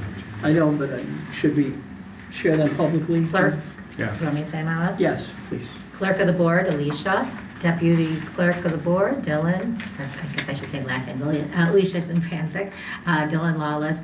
District Treasurer, Braden Bushnell. Deputy Treasurer, Elena Van Winkle. Tax Collector, Braden Bushnell. And Deputy Claims Auditor, Katie James. Okay. Thank you, Shirley. Okay, so, wait, did we have a motion yet? Yeah. So Joe, And Joe seconded. okay, so Brett, and then Joe second. Any more discussion? Yeah, Yeah, go ahead, Lori. no, go ahead. Oh, I just gonna make sure, Katie James is a BOCES employee, she's not a No. KC, oh, she's in KC also? She's transportation. Okay, yeah, and could we have a duties of our board secretary so that we don't ask her to do anything she's not supposed to do? Can we have a job description or duties for the board clerk?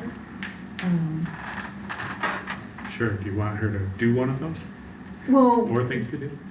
when I asked for copies of an item that was on the agenda, I got regressed, and I just wondering if making copies for the board is a board secretary responsibility, or if I was way out of line asking for that.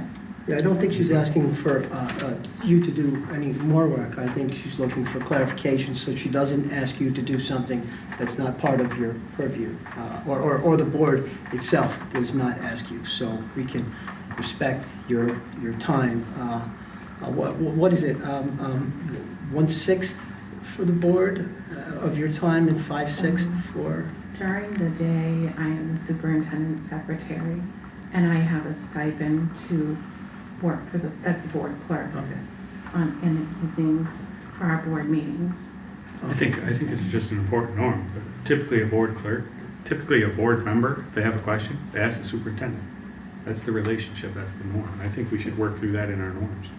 I think it becomes very confusing, for being transparent, when people just show up at the door during the day and ask for things to get fixed or ask for things to get done.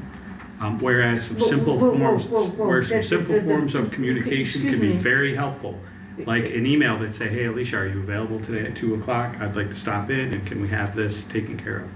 I think that would be important and a great growth for us. Okay, but you're painting a picture that I didn't send an email and requested it be done at her convenience.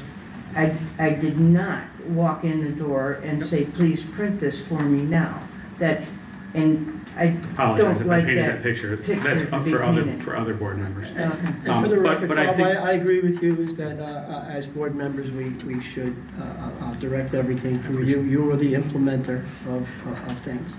I agree. Yeah, I think just in terms of how we work, I think it's always important for a group of voluntary board members to understand that everybody's working a very long, hard day, and distractions from that become complicated, particularly when they're not, transparently communicated. So I think that's another thing I've communicated. Please have a copy of an agenda item document is not transparent? It was in an individual email, so I wouldn't consider it Yeah, transparent. because that was the person who would copy it. I know, and But a challenge, so I think in a retreat, it would be good for us to think through that, because that's your email to Alicia. Let's say Gavin sends a private email to Alicia. Let's say Brendan sends a private email. Let's say we just go with that as that's our protocol. We can all just send private emails to Alicia and have her do a bunch of things. She now may have 8 hours worth of work when she really has real other 8 hours worth of work. I just think we should That's why a list consider. of what it is that we can request from her would be very helpful. I think it would be good for the board we should develop that. I think that's a good call. Because So in our retreat, whoever's gonna, facilitate our retreat, I think we should put that as an agenda item. I certainly think there should be clarity, so we can Clarity avoid would be any It's been tension in difficult. any way. It's been very hard, yeah. And- So clarity would help. Right, and in that clarity, if there's times when our board secretary isn't available, could the board be notified? Could we say I think we'd have Alicia's to not talk here, about the that. board secretary's not here today? That's not possible? I wouldn't do that, no. We wouldn't do that for anybody else. I wouldn't see why we would do that.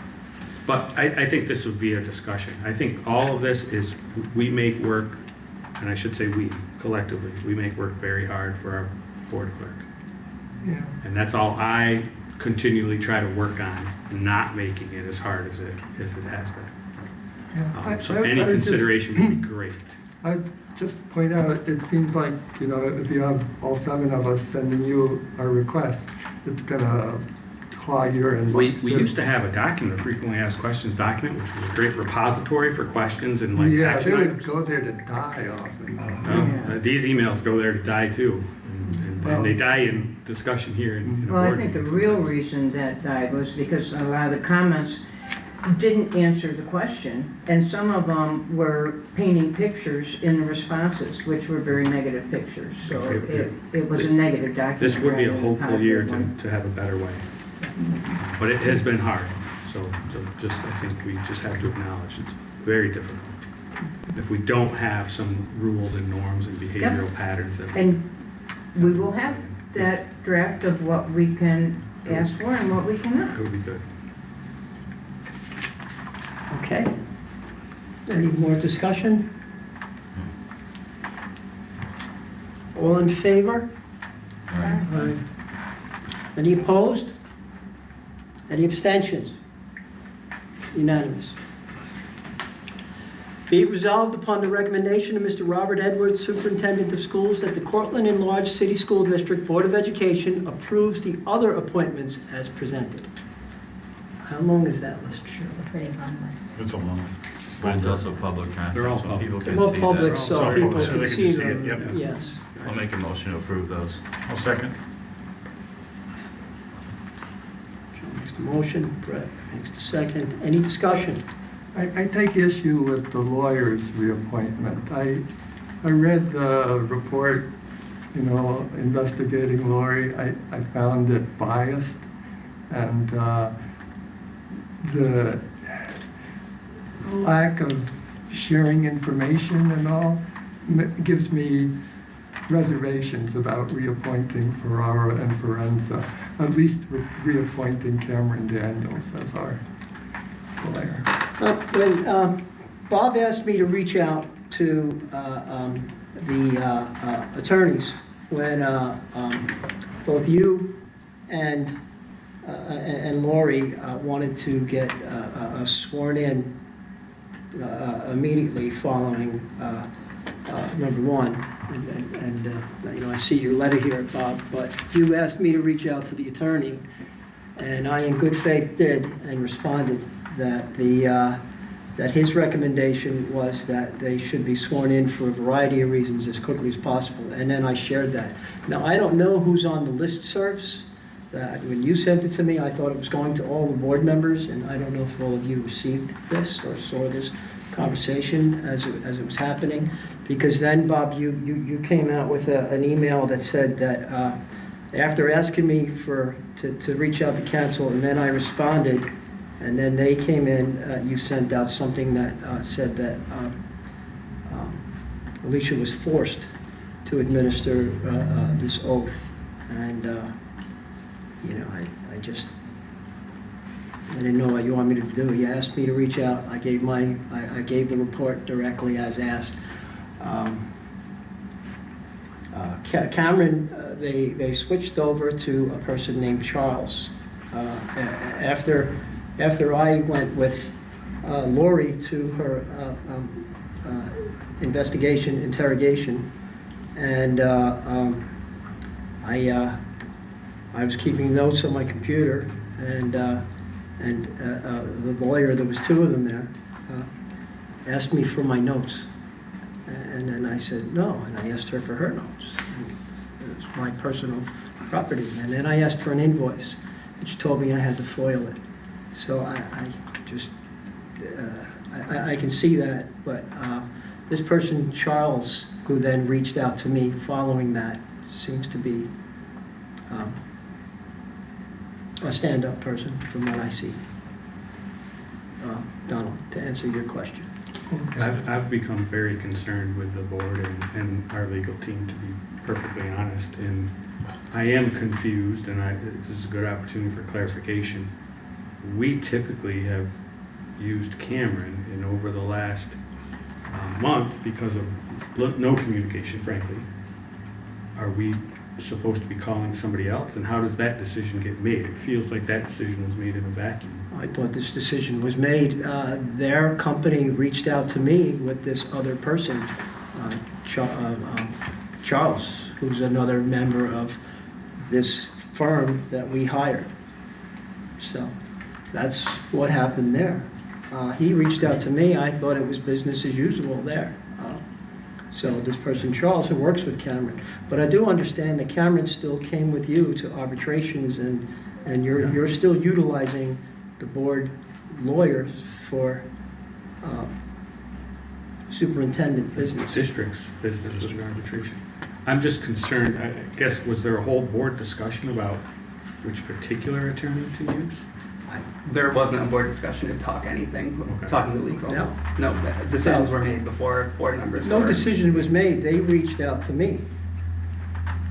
Ferrara and whatever, and so I assumed this company is the same company that was hired and had been being utilized. So that's where that's at. But you're still using Cameron. Well, I wonder about the communication stream. I wonder in the future how we can just be transparent about those communications. It's confusing if now we don't know whether we're supposed to be in touch with Cameron or Charles or somebody else. I don't know. And for our, as a firm, we use a variety of attorneys for a variety of purposes, right? Wendy DeWin is a specialist in special education law, so typically when we have a special education question, that's where we go. But this is uncharted territory for me. I haven't seen a Board of Education sort of fiddle around with attorneys much, but that's okay, I guess we could. McGraw has the same company, and, no, Marathon has the same company, and they put it on hold and are still researching whether or not they want to return with them or not. So it's. Yeah, So maybe this is something we should, affirm an maybe attorney this is that's something we should discuss at our retreat I when think we're that's a doing great it, and maybe we should table this item. Yep. At least that part of it, the attorneys. Donald, if you can note that as an agenda item, that would be a good call. So- Can I ask a question as well? Yes. Donald, when did you read that report? This month, after I was sworn in. Wasn't that a private, That is decision? confidential. It's confidential report. They said Well, that if any of the okay. board members wanted to see it, they could. I remember the one meeting. If he's a board member, you can see it. Donald was sworn in on July 2nd.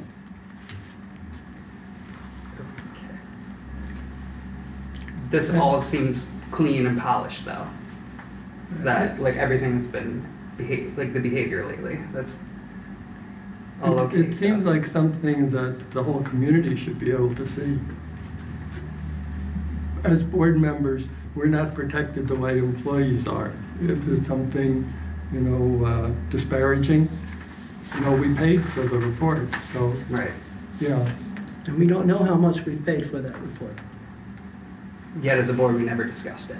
Yes, we did. I brought it up in there and I asked for an invoice, and I was told by Cameron, no. I meant the results of the report. Yes, The we board- had a big discussion in there, in our executive session about it. And one of the discussions, and we had a vote whether we would be able to speak out here. We had to have, according to Cameron, a vote to clear, to bring out to the public If that I Lori could was jump in, clear. I want to be out of the conversation, but I would also recommend you all ought to speak to your attorney before you engage in For any sure. public dialogue around this.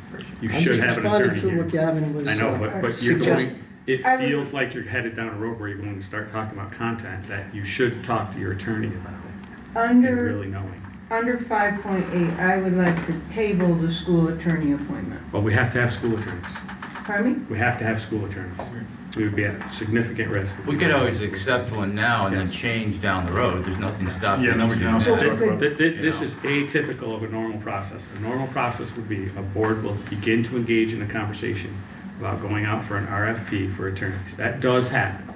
But that happens in a normal course of a year in discussion with the board. I brought it up Not last in year. a moment of reactive. I brought it up last year But- and but- said I would like to And that's where the research. board president ought to lead that Yeah. charge then, with a whole board involved. But that's what I would recommend, otherwise I believe you are at risk. I guess I'm wondering, so you're saying that we cannot table this. If we accept this, are we accepting them for the entire year? Oh, no, you could do an You can, RFP. you can switch mid-year, or whenever we find somebody We originally came up with, we were going to switch firms a few years ago, but then their firm got engulfed by Farrar and Forenza anyway, so the switch. Your Hogan Sargent. Yes, Yeah. so that was the last time that we discussed an RFP. You brought it up last year that we would like to look I at did. somebody else, or at least look at somebody else internally that, for our friends, that's another option we could do as well. I didn't recommend anybody. I said No, I'd like but, yeah. to look into Look into it. what else is out there, and that's exactly what Marathon's doing. They put theirs, they tabled theirs, and they're looking into who else is out there, or if they want to renew with Farrar and Forenza. So what are the suggestions from the board to do now, moving forward? I think that we vote to see if we could take this slate, and then if we decide at a later time that we need to change it, we do. Yeah, that's what I would feel too. Yeah, So does that become an agenda item? I would say that would be, I would hopeful that would be something we could discuss at retreat and come up with a game So- plan as to if we want to do an RFP or if we want to just make a request within for our Forenza if we want to change personnel. We could do that at the retreat. We can come up So with are a plan. we making a list of what we're going to discuss at retreat? Donald was.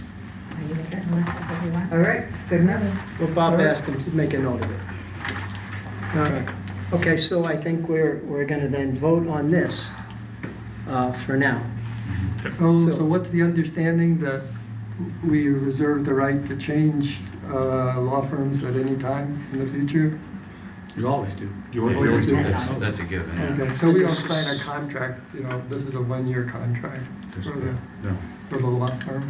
We might have to look into that part. I don't know if we do a contractual agreement for a full year. We would need to look into that to see if there was a retainer agreement that we would be Yeah, obligated to, as Right. well as the timing of the RFP. And I just wanted to throw out one other thing, that our relationship with Ferrara involves not just the board with the superintendent, it involves our construction management team, King and King Architects, that they are heavily involved, they utilize them, so we just want to make sure that we're considering all aspects of this.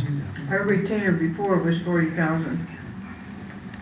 And then I they billed us think that- extra. I think, again, your administrative team would advise caution in all of these things. Non-reactive behaviors, caution and discussion. It's okay if this is a topic of discussion. It's difficult when it just comes up in an instant, and then it's, we're all just sitting here having to make a decision in 2 seconds. This is Yeah. not an effective way to We be don't able have to. enough information. We don't know if we can get out of a year. Yeah, we don't. agreement. Yeah. But there are, to Brett's point, there are many partners within Ferrara who are already using Charles apparently.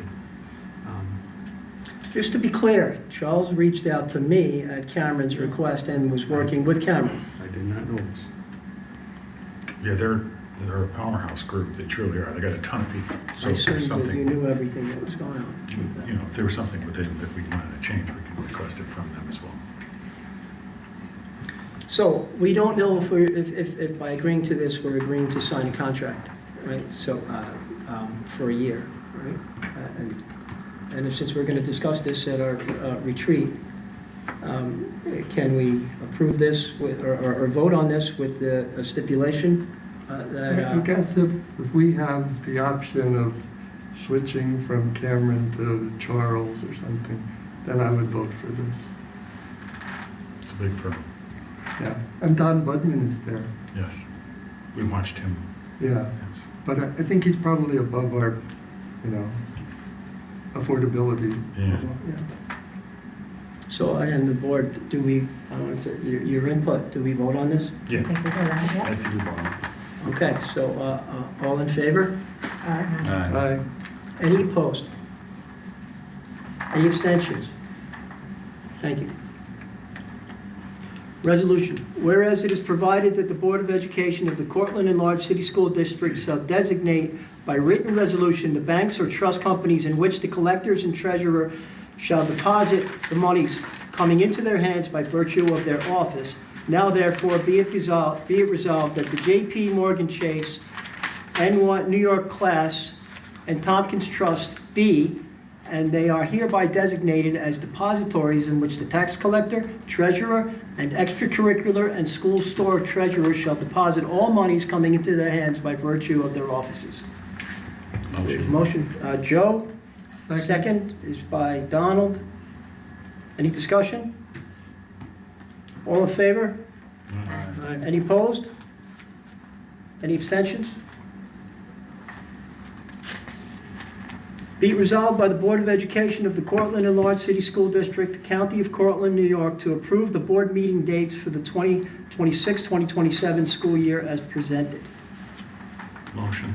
Now, what of Second. these are for the school board meetings, right? This Board isn't regular for the board committees, Okay, right? it's just the advertised board. And this is predominantly on the fourth Tuesday of each month, right?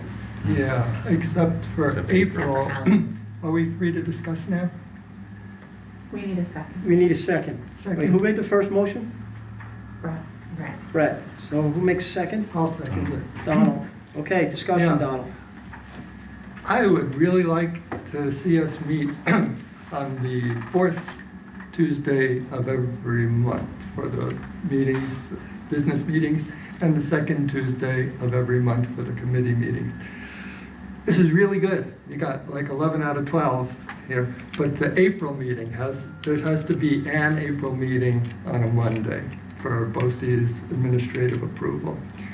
Could we still have our meeting on the Tuesday, but just have a special meeting to vote on one thing in the in April for BOCES. That way, everybody knows if they want to come. Oh, it's always the second and the fourth, Tuesdays of the month to come and hear the board meeting. And I would hope that we will attract eventually more people to come and listen. Even just for our own sakes, remembering, it's always the second and the fourth, second and the fourth. Yeah, I think that would be helpful. Any other thoughts? Bob, do you have a thought on that, on having that? No, date? this is very normal, very typical. I think that one. Can we meeting- change that? I mean, Everybody has that meeting. Every district has Right, a meeting on but the if we same want day. to add an extra meeting in April, we can change it as it gets closer, as we would think need about to. whether it's necessary or If not, you so would we need can to. go by Yeah, this. but often after we publish the calendar, we said, we can't change our dates because we published it already. That's what I've heard in the past.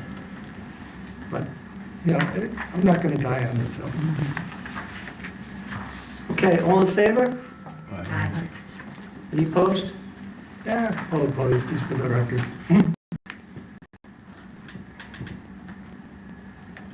Any abstentions? Okay, our official newspaper. Be it resolved that the Cortland and Large City School District Board of Education appoints the Cortland Standard as the official newspaper for the district. Motion. Second. Donald? Sherilyn? Any discussion? And thank you so much. Yes. No discussion? All in favor? Aye. Any opposed? Any abstentions?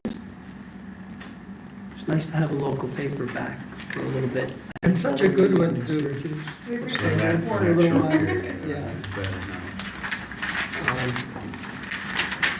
Resolution upon the recommendation of the superintendent of schools to approve the authorizations as presented. Do we have a motion? Motion. Brett, do we have a second? Second. Okay. Somebody over there did that. No, I think Oh, it's it's done. I down. vote down. Any discussion? Yeah. Go ahead, Lori. I would like to see numbers 2, 6, and 12 be the superintendent and the board president in conjunction make those approvals.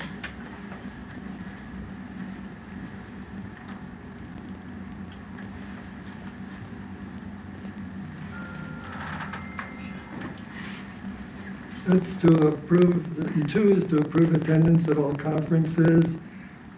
6 is to enter into agreements up to $20,000. And 12 is for the superintendent to make appointments between board meetings. That one was a little bit ambiguous to me. What kind of appointments?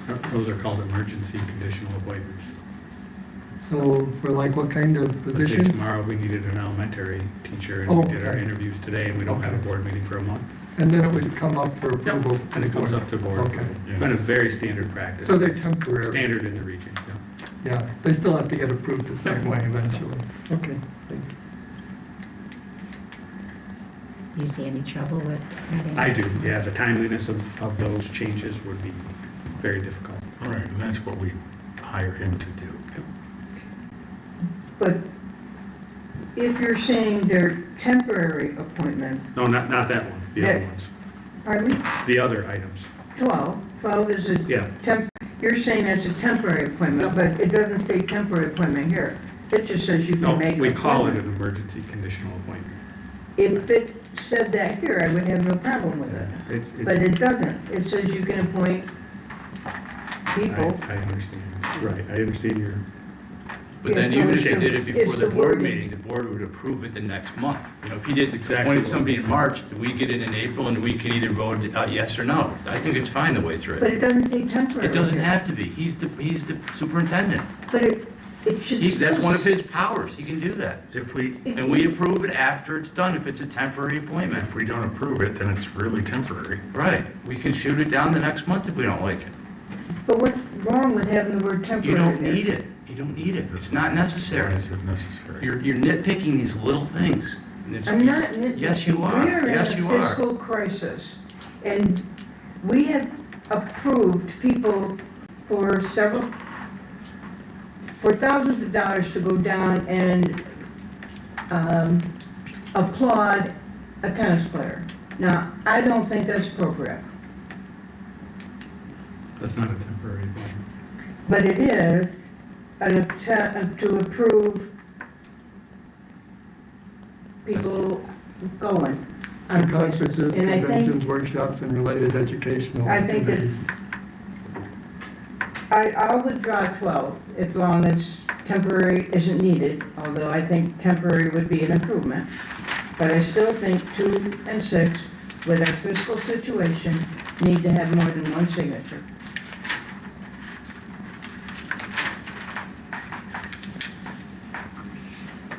When they put the word designee, who are they talking about? So that could be, say, Julie, for example. She might be a designee for somebody to go to a conference or attend something. Anastasia would be a good example for the tech department. It's very common. Not difficult, but also quite timely. These things do happen pretty quickly. And there's a necessity for signatures pretty quickly.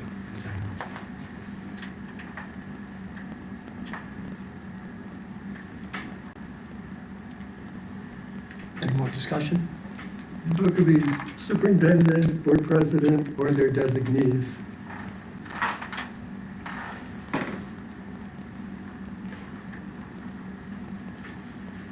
This is Yeah. my recommendation, Yeah. so I wouldn't change the language. Everything on here, though, we would have to vote on at the next board meeting. No. Yeah. We didn't vote on going to the tennis match. And I've asked repeatedly to be told who's going to conferences before the conferences and have a value statement afterwards. And because of Julie, we're getting some of them. Because of Anastasia, we're getting some of them. But there's a lot of conferences and workshops that we hear from the grocery store before we hear from the district. It's just not really the board's responsibility. I mean, it's just, When but you've this is got- how I would recommend. Huh? But when you've got a financial situation, if you're constantly sending people to conferences and conventions, and it's in your, And I don't think that narrative of constantly sending You're- people, we're prioritizing, and But that's in what your- we've hired a staff to do. in That's what your you hired a D- superintendent to do, that's what I hired Julie, that's what I hired Dylan for, that's what we hired an athletic director for. We have professionals that make determinations who are fully understanding of our fiscal scenario. in your DCIP, it says you want to increase the attendance of conferences and workshops for your coaches. And I think they go on plenty already. What coaches? Our athletic coaches? No, your ones that you refer to in your DCIP. We don't have instructional coaches any longer. I believe you've used the word coaches in your DCIP. We don't have coaches, we have instructional support specialists. Okay. And so, yes, that team does need to go to conferences. We've got several new people who have never been facilitating meetings and Of those kind of the things. 11, several of them are new. Several are new to that part of that role, which would be either being an interventionist or being a facilitator of meetings, supporting instructional coaching in the classrooms. So there's a lot of new things. So they're not going anywhere. It's more having support brought in, and that's through our grant. And that's part of, if you look at any of the language in the SIG, in the building the DSIP, we went right along with the language right from there. So it's highly recommended that that money is spent on specific things. And that's grant money. It's grant money. Well, the DSIP conversation will come later, but we've got to take more fiscal responsibility. That's coming straight from the community that talks to me, that we've got to do better. And we can't do better if we just keep saying the same people can make the same decisions. So respectfully, Lori, I've been really good about not approving conferences, and our staff has been great about not asking to go to conferences. So that the reason why you haven't heard about many this year is because people have not been going to them. The ones that have been attended, we've had you know, Chris went to his, Bob went to his, yep, and they did reports afterward on theirs. Anastasia, I felt was very important that she continue to go because of the data security and privacy. But other than that, there have not been, just because of the fiscal responsibility piece, so I think we've done a better, I mean, not to toot my own horn, but I feel like we've done a better job at that this year. So if we approve this, we could say something at our reorg meeting, or our meeting of having to continue what you've been doing, because we have made some headway in always hearing what those are. And so if we can make sure that that's part of it, I would feel okay with that. Yep, and those budget lines have been cut, so it's like we would have to come up with the money from somewhere in order to go. And so that's helpful too, because it, you know, those budget lines, those travel conference lines have been cut or heavily reduced, like in the case of Chris, or now it would be Dylan attending ASBO or whatever, that's been reduced significantly. So he wouldn't be able to go to a bunch of different conferences. We could identify the fund source in any reporting that Julie does this year too, which might be helpful. Yeah. Because That's what I'm wondering, if we do it in a different way, The SIG grant is we're a different, keeping it's track not our of general it. fund, Yeah. the SIG grant, and Well, there's specific requirements within that which require professional learning. So, but it could be identified in, you know, these staff went to this conference and here's the fund stream, which could help the board at least be knowledgeable about what we're doing. Another example would be the lobbying.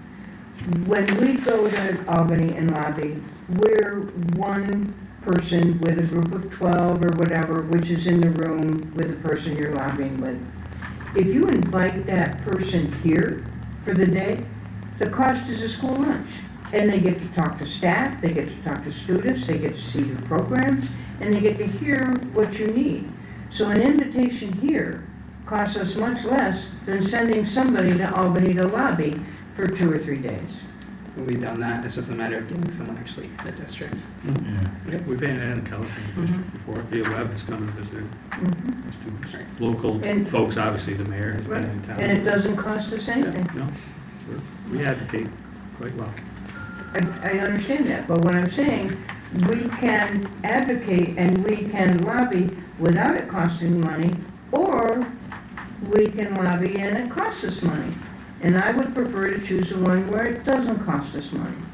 I serve on Senator Leah Webb's Issues Committee, and I'm friendly with her, and I've been pushing her about the formula for funding and other things. And the Senate was pushing for, we were initially going to get 1%, and the Senate was pushing for 4%, and it ended up at 2% after the Assembly, which was still an increase of what we expected. But we do have a friend in Senator Leah Webb and with Assembly Member Anna Kellis, and there has been talk, they both shared with me privately, about trying to restructure that formula due to demographic changes, all sorts of stuff that are putting particularly school districts like Cortland, increased special education costs, other things at a financial disadvantage. So moving forward, I'm hopeful that there can be some address to this issue. Just harking back to the legal discussion, other districts often get itemized bills that go to the board showing, how much we're paying the lawyers. That would be useful here too. When I asked the attorney, I was told I needed to foil it. Which attorney? The attorney that was speaking with Lori. Oh, doing? Yeah. But we can ask other districts. I think McGraw and Marathon maybe get itemized, report to the board. Like, oh, on this day, Brendan called and we charged him $200 or something like that. And that way we can have a better idea of the cost of our legal. We get that every month. We can provide that right in the board. Great, thank you. Say we vote on this because we have a lot of items. and Yeah, can we put this let's discussion pull this for back when and, we go and to the move other forward, meetings? but I just think that we just had a thing that Donald asked and then the superintendent agreed to, is that at every meeting, we will get a listing of what the attorneys cost us for the previous month. Is that what we're talking about? Yeah, we'll just put it right in. Appreciate that. Right in Thank you like very much. leadership reports. All right, so let's have a vote on this about the authorizations as presented then, right? Okay, can we pull this in here? Yeah. We have a goal of trying to get these things done quicker, move forward. So all in favor? Aye. Any opposed? Any abstentions? Okay, thank you. Be it resolved that the Cortland and Large City School District Board of Education approves faithful performance blanket bonding as presented. Do we have a motion? Motion. Second. Joe? I think Brett had been in there. Doesn't matter. Any discussion?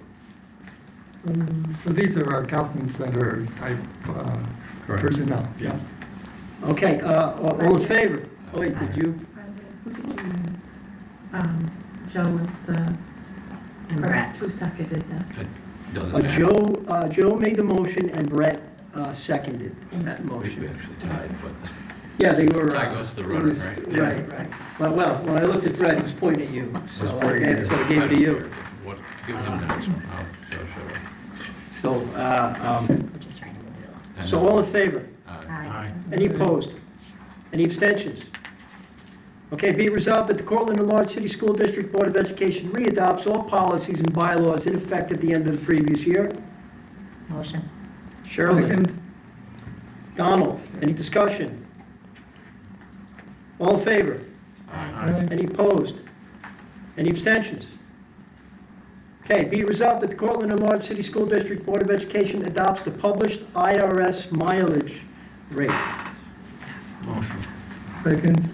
Brett? Donald? Any discussion? And these are for paying people who use their own vehicles to go between schools and stuff. I think it's in the neighborhood of 78 cents right now per mile, something along those lines. Higher than it used to be. And if we tie it to the IRS published rate, right, if they change it at the beginning of the year, it'll automatically switch to whatever they publish, right, moving forward. So all in favor? Aye. Any opposed? Any abstentions? Thank you. Be it resolved upon the recommendation of Mr. Robert Edwards, Superintendent of Schools, that the Cortland and Large City School District Board of Education approves the claims auditor procedures as presented. Motion? Donald, second. Second. Sherilyn, any discussion? This is all the stuff the claims auditor has to check in our check runs. Yeah. And the one that we have now is so much better than the one we had before, and we've shown progress, and she notes that progress, and Yeah. it's, we have a very good auditor at the present time. Okay, all in favor? Aye. Any opposed? Any abstentions? And moving on, be it resolved that on the recommendation of Mr. Robert Edwards, Superintendent of Schools, that the Cortland and Large City School District Board of Education certifies the teacher and principal lead evaluators as presented. Motion. Second? Brett, and then Donald, Yeah. any discussion?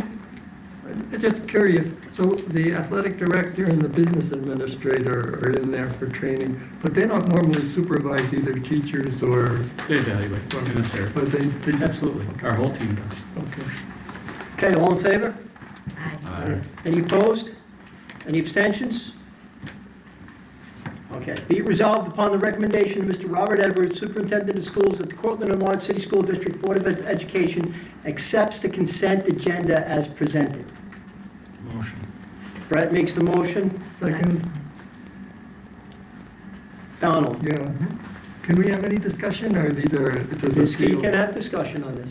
Okay. No discussion on the consent agenda. Yeah. Oh, wait. It's, No. Normally, we I have did to put it in take. there But somewhere. it's not. You did put it in there. Normally, we do not. If something Right. has to, it would get pulled out at the beginning. Yeah, normally. Yeah. Okay, all in favor then? Aye. Any opposed? I guess I opposed just because I didn't remember to put in my objection up front. Okay, 6 in favor, 1 opposed, which is Donald. And no abstentions. Okay. Be it resolved upon the recommendation of Mr. Robert Edwards, Superintendent of Schools, that the Cortland Enlarged City School District Board of Education accepts the approval of personnel action as presented. Motion. This would be what we looked at Yeah. inside I'll of second our executive session. Second. So I'm Brett- motion, he's second. And, okay, Joe seconds. Any discussion? So for discussion, just for clarity, so next time, we won't have an exec at the front end, but we might have one here. Is that how we want to go about it? That's what I would suggest. So it'll be Well, I conditional when think we we get to should this place. reserve the right to, if there is something in that you have to show us. But I think before the meeting we do starts. just need to be really diligent of keeping it to under 10 minutes, like, Plus, if we don't the- have the- anything. The question is how to, Yeah, I agree. right, so how to design the meeting is the question, so Alicia builds out the meeting. I guess. I agree with Bob, is what he's saying. Instead of inviting people from the community and trying to build up attendance and to participate in these meetings, and then we go right into executive session, right? Yeah, so we'll flow our Right meetings from here. 6 o'clock on. When we get to this section, if somebody needs Then a we'll go question. executive. Okay, I see what you're saying. We'll call. Right. I misunderstood. So we'll just like So we have could it kind have of in a the side chance. notes, just in case. Got it. I got it. Does that work? You can call an executive Correct. session at any Anytime, right there. time Right. during the Call it meeting. time. So that might But be- as far as Yeah. the But this structure would of the meeting. Right, and this would be specific to I- personnel. I like that. I So we do all misunderstood. the other stuff at the end. I misunderstood. That's good. So, Okay. approval of personnel action, it would be like maybe 7.1, if we need to discuss, we would go Just have into. like a side note, you yeah, know, like a red note or So I'll something. put it as a 7.2 if needed. If Executive needed. session. Right, right. Yep, okay, Okay. good, thank you. Okay? Yeah, and I don't know, do you even need to put it in the agenda? don't. Because, yeah. No, we can call it if needed. You can right? call it. But It in can the just be in notes, yeah, Brendan's yeah, script, yeah. just in case. Yeah, put it in the script in case. Yeah, so he It's can. one of those cases, Joe, where it's not necessary. Gotcha. I learned a lesson, thank you. So all in favor? Aye. Any opposed? Any abstentions? None. Okay. Be it resolved upon the recommendation of Mr. Robert Edwards, Superintendent of Schools, that the Cortland Enlarged City School District Board of Education accepts the revised 2026-2027 district-wide safety committee members as presented. Do we have a motion? Motion? Donald, second. Second. Sherilyn? Any discussion? I couldn't find a representative from Randall. Can somebody help me? I don't know if there was one. Chris opened the invitation, but I'm not Emily sure Morris. people raised their hand. Correct. Emily Morris. Emily Morris is there, yeah, she's from Randall. Well, yeah, but we wanted That is a rep from Randall. either a custodial or secretarial Chris or opened it, and maybe teaching, some people just didn't raise somebody their from hand. Randall that was not administration, because if you just went with administration, they're all covered. Because administration has at least 1 or 2 people from every building. So, but the committee is designed to be a composite of people, not just all administrators. Could they be appointed later? Yeah, absolutely. This Yeah, is I gonna be mean, open. people have to Raise their hand. volunteer. Yes, yeah. You know, Can't and require sometimes someone. it's tough to get people from, I'm glad that's changed from when I taught, because we were often told we were going to volunteer. so you were voluntold, Yeah. so to speak. All in favor? Aye. Any opposed? Any And abstentions? I'm thankful that you're gonna still look for somebody from Randall. Be it resolved upon the recommendation of Mr. Robert Edwards, Superintendent of Schools, that the Cortland Enlarged City School District Board of Education approves the revised 2026-2027 student faculty calendar as presented. Motion? Donald? Second. Sherilyn? What was the I can revision? speak to it. That's So what I it's was gonna literally ask the about. asterisk, if you're looking at it, it's the asterisk that is on June 11th. Previously, that was on June 14th. So what happens at the high school, as you know, so Regents Week takes place in there. Right. We have a local exam day. Oh, okay. So when we developed this calendar, it's before the Regents calendar comes out. So we thought the 14th was going to be the local exam day, with the 15th being the first Regents day. Actually, the 14th is the first Okay. So Regents that's day. the only change. Yeah, so that's it. So the 11th just becomes officially the last Local day day. of regular classes for 9, 12. June 11th. Yep, so just move that asterisk one step over. And I am personally remiss that the Wednesday before Thanksgiving is a day of attendance.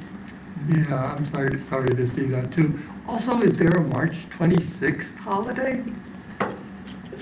Good Friday, probably. Oh, Good Friday. All I found was like King of Hawaii, it's a Hawaiian state holiday. Is it that early next year? It's the Good Friday holiday. It's that early next year, March, Everybody's calendar. March 26th? Any more discussion? All in favor? Any opposed? Any abstentions? Well, let me, go ahead. Yeah. Okay, be it resolved upon the recommendation of Mr. Robert Edwards, Superintendent of Schools, that the Cortland Enlarged City School District Board of Education approves combining the Cortland Enlarged City School Districts and the Homer Central School District's varsity hockey teams as presented. We heard the situation from Nolan earlier. Do we have a motion? It's field hockey, right? Not regular. Field hockey. Field hockey. Regular hockey is already combined. Right. I'm sorry, I missed the motions. My motion, Joe seconded. You can do it. Okay. Or Sherilyn, whichever one. No, that's all right, Joe. All right, is there any discussion on this? No. All right, now let's go right to it. All in favor? Aye. Any opposed? Any abstentions? Thank you. Be it resolved upon the recommendation of Mr. Robert Edwards, Superintendent of Schools, that the Cortland Enlarged City School District Board of Education approves the OCM BOCES service contract for the 2026-2027 school year as presented. Do we have a motion? Motion. Donald? Second. Second is Sherilyn, and we already heard that all of the software and such was needed and asked for.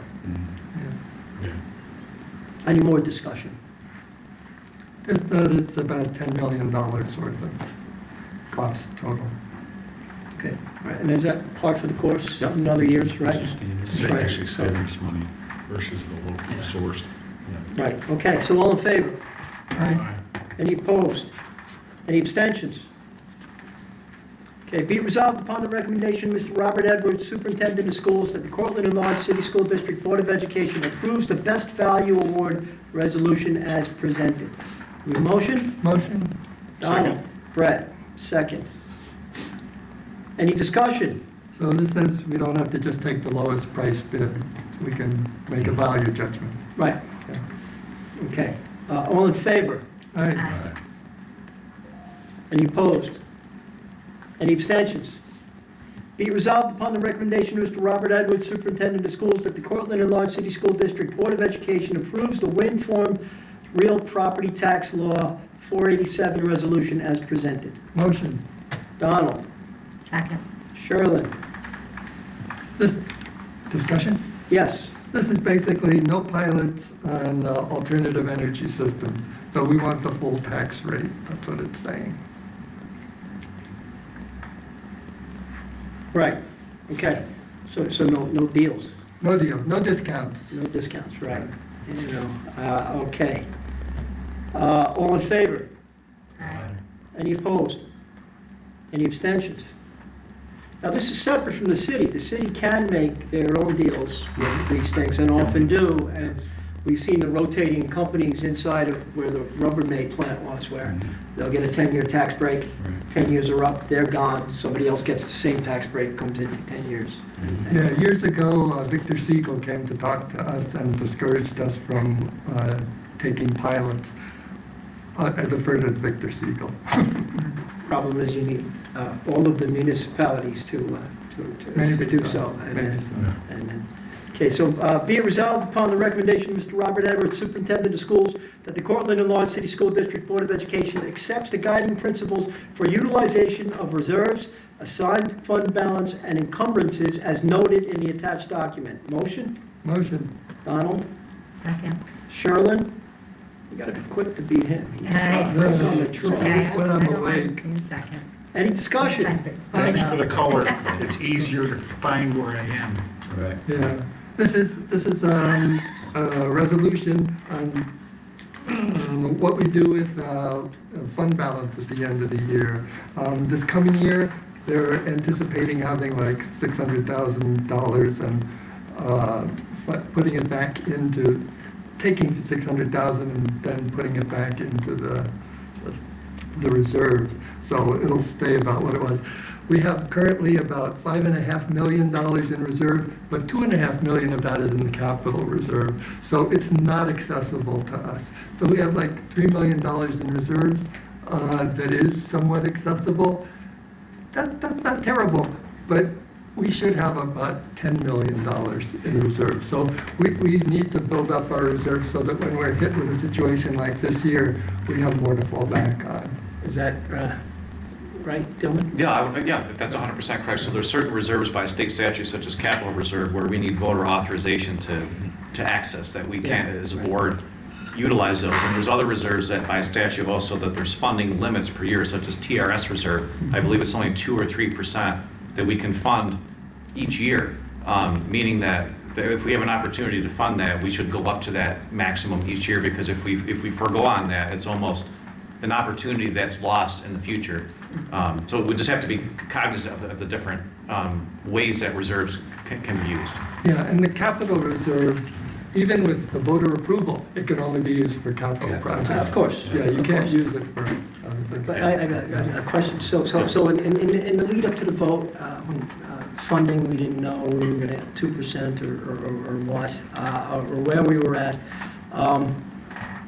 Chris had shared with us that our reserves, the amount that we have in our reserves, right, there's a direct correlation with interest rates we pay, if we're low, very low on reserves, and yeah. So actually, in my cabinet update, I'll talk about that briefly, but that is true. That is 100% true that our reserve balance will impact the district's credit rating.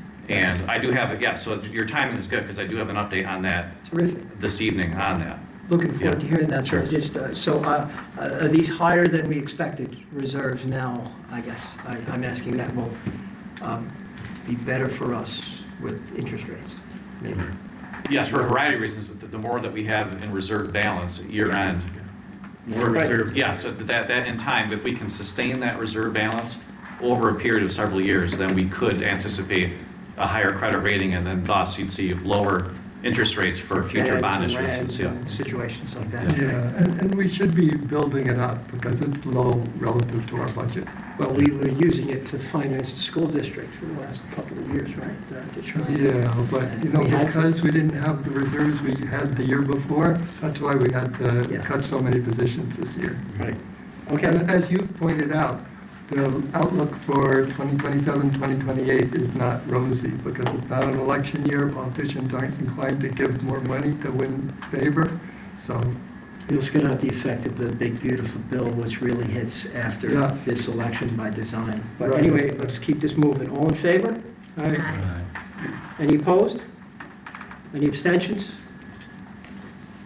Okay, be it resolved upon the recommendation of Mr. Robert Edwards, Superintendent of Schools at the Cortland and Large City School District, Board of Education approves the intermunicipal collaboration known as RIC, One Risk Operations Center, the ROC, resolution as presented. Motion. Second. Brett? Joe? Discussion?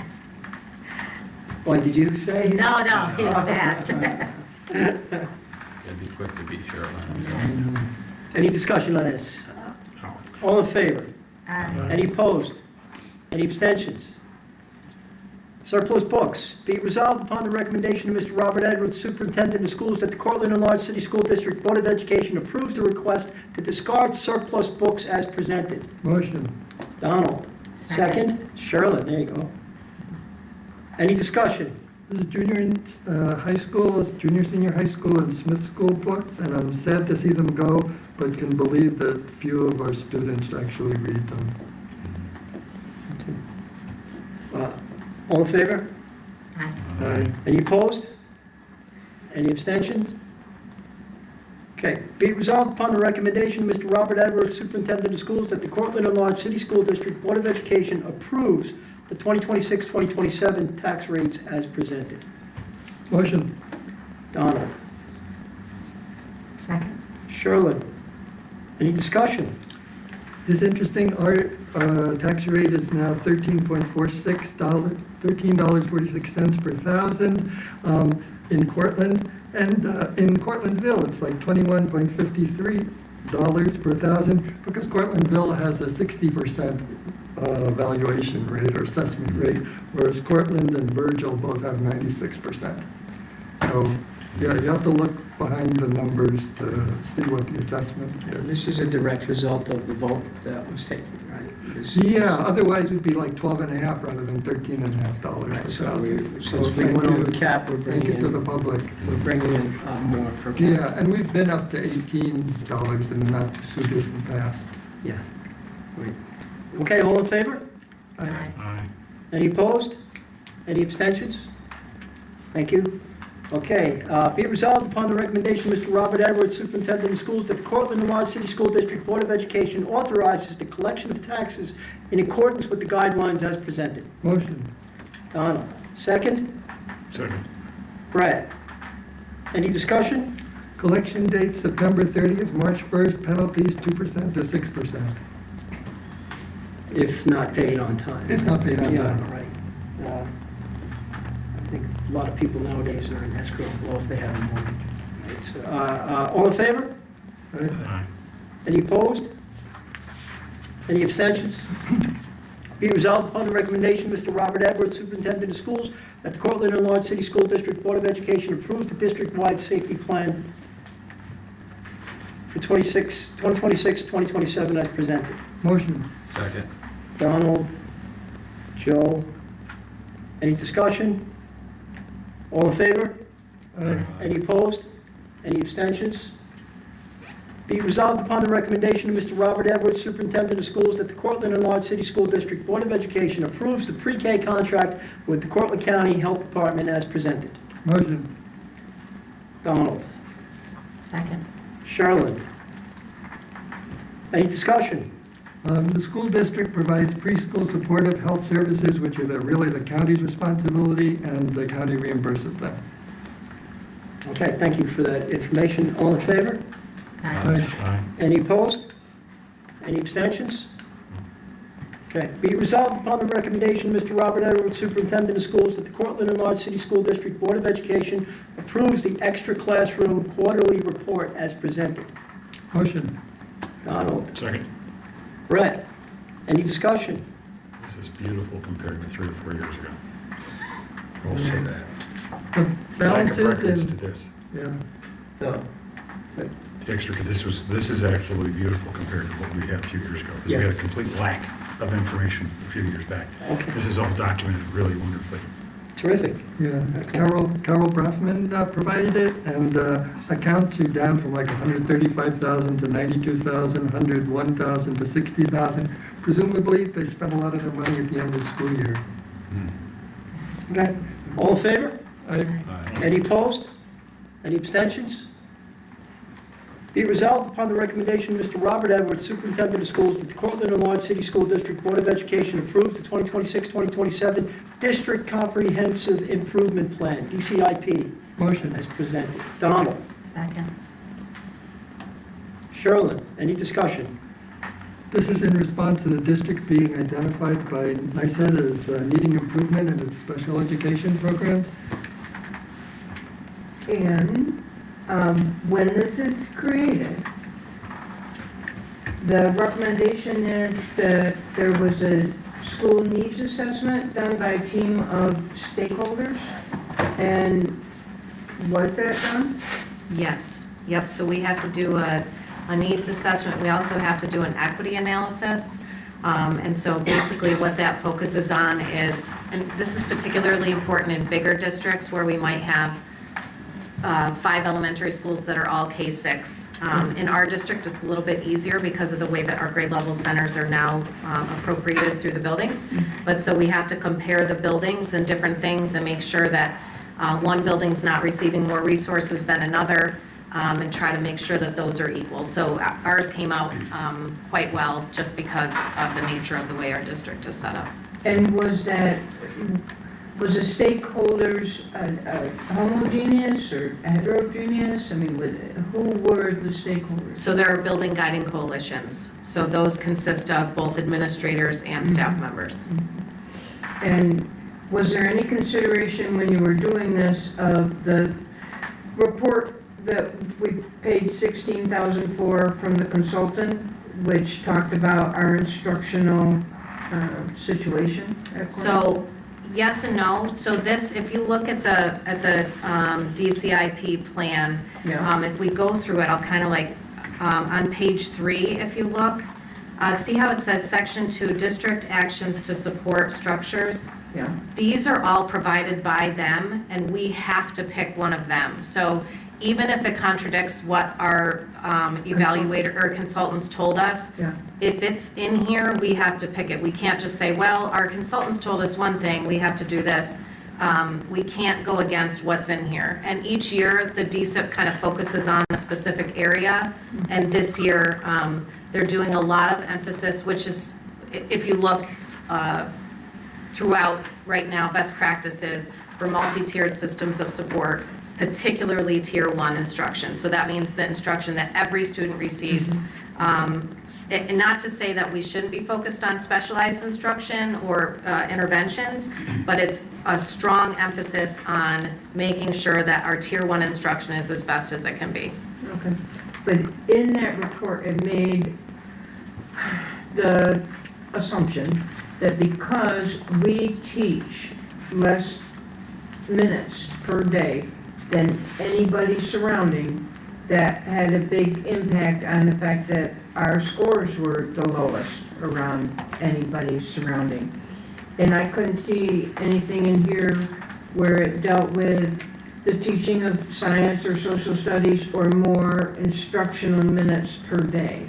And Yeah, so that's not in our DSIP, but that was part, and so as a district guiding coalition, one of the things in my role we put in this year was certain requirements for the master schedules that were a direct relationship to the consultant. So the consultant said, there's not science and social studies enough in the schedules.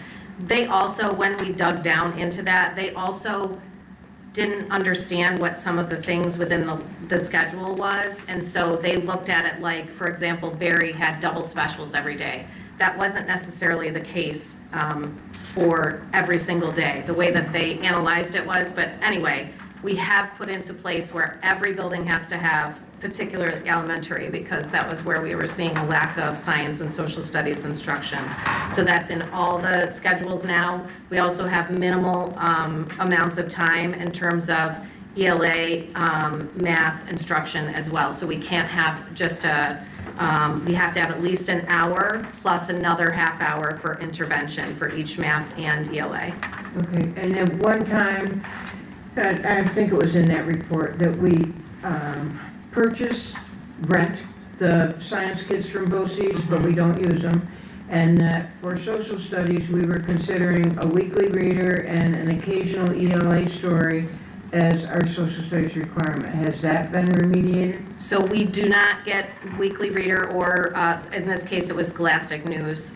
We have now invested in Studies Weekly, and so that is specific to New York State and our New York State standards. So that was another result of the consultant report. And we bought that with our textbook money from 25-26. Yeah, So that was in the check runs, I saw that.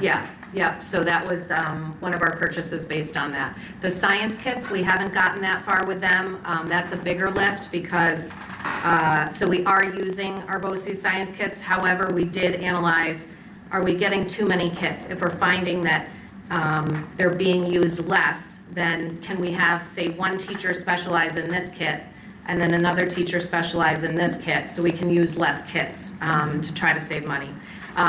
But with the expectation that the kits will be used and that there will be science in the schedule, we anticipate that we will be using the kits more than in the past. And in here, I saw that there'll be hiring 2 more instructional specialists? Yep, so. That'll make it 13 now? 13, yep. Yeah, and I'll tell you, I'm hearing from teachers already, they're worried about only 13 because they're doing a big job. They're doing some instructional coaching and some intervention support, so. Some districts of 350, 3,500 students are saying that 13 instructional specialists are too many. Can you share that with me, Tony? It could be. That information? Sure. I would like to, because that would be But good for us I to would be explore. interested to see if they're doing a Yeah. hybrid position like we are, or if they're doing Yeah. Be strictly good to know. instructional coaching or strictly intervention, because this is a hybrid position that hasn't existed here before.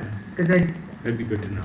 So the hybrid position, that means there's some teaching involved and some of the instructional. Intervention. Yeah, and so if you look, and I don't want to get into the weeds too much with this, but this DSIP, when we dug into it, that there is a huge emphasis on instructional coaching. And so we're considered a TSI, so that's targeted support. If we were CSI, which is a more needy designation, we would be required to have instructional coaches as part of our compliance with it. So we are not that severe that we're required, but just to let everyone know that. Sorry, I thought I had I my know, phone off. I know, that's okay. In spots in our district, instructional coaching has gotten a bad rap. It really is best practice, and it's something that's seen throughout any of the school improvement stuff online. So that's been a big emphasis here. So that's where we opted to have part of those positions still contain the instructional coaching, because otherwise we're going against all of this advice that the state is grading us on, essentially. And to steal Sherilyn's question. I was just gonna ask. I'll let you ask it. Go right ahead. There will not be a percentage of, is that's what you're asking? Yeah. Like, we will not be doing a percentage. It's gonna shift all the time. So there will not be a percentage that we're gonna say, 80% of their time or 20% of their time. But There won't. roughly, are we talking about only half of their day they're going to be There- working with students, or is it just a couple of periods a day? There will not be a percentage, so it's gonna shift that much, that it could be 80% to start the year, where we're having them work with our new teachers, and so maybe for the first 3 weeks of school, they may not see students only 1 period a day. It's just gonna depend on the timing of it, and it's gonna fluctuate throughout. They will see students, but we're not going to have, this person has this percentage and this person has this percentage. We just can't respond to the data and try to keep within this random arbitrary percentage. Do we know then about how many, if they're gonna be doing part academic coaches, what percentage of the day are they going to be facilitating meetings, or are you saying that? So the academic coaching is not just facilitating a meeting. It's going to be whether it be supporting classroom teachers within the classroom, but it's also supporting that whole team and improving their instruction. So being able to work on specific goals with them and say, if you're a new teacher, that might mean that I'm supporting you by meeting with you and going over, hey, here's our curriculum resource, here's our essential standards, here's what we need to focus on in terms of improving that tier 1 instruction. So that's really the emphasis. If you read deeply into the DSIP materials, that's the emphasis, is getting that teacher team to improve their instruction as a whole. And it also is going to involve like actual SMART goals. Each team is going to have to be looking at those SMART goals. And then what happens is when we have, like for example, this year we have Mid-State Regional Partnership who came in for 25-26 and works with us and comes in and meets, and we answer to them in terms of those goals, and so that will be for this year as well. What percentage of these positions are grant money, and what percentage of them are paid out of our? So I'd have to get back to you on that. I'm pretty sure like 9 out of 11 of the first ones that we went through are grant funded, and then these additional 2 are grant funded. So almost all of them are grant funded, which means that, again, with our advocacy efforts, we need to make sure that we are advocating for our grants to continue, because if we don't, then that means we have a gigantic gap in these positions that doesn't exist in the general fund. Is it Title I grant? So some title, and then also this, SIG. it's called SIG, which is what the DSIP gets us. Yeah, and the SIG is actually like a subset of Title I, so it's a separate grant, but it's in terms of the federal legislation, it's all part of Title I. But it also needs to be remembered that if grant money isn't spent this way, it can be spent another way. Depending, if like- you're successful in getting the grant. Yep. But in case of this, the SIG is very specific, especially if you look at the DSIP. It gives you a list. These are the district actions that you can pick from, basically. And I'm super appreciative of Julie's work in this realm. Thank you, Julie, for all that. One of the things, so Julie and I have talked quite a bit about this. One of the things I think this year for the board too is to really do some learning, deep learning about what education looks like today. We've been talking a lot about New York Inspires and the Portrait of a Graduate, right? If you didn't watch the June Board of Regents meeting, I would recommend watching it.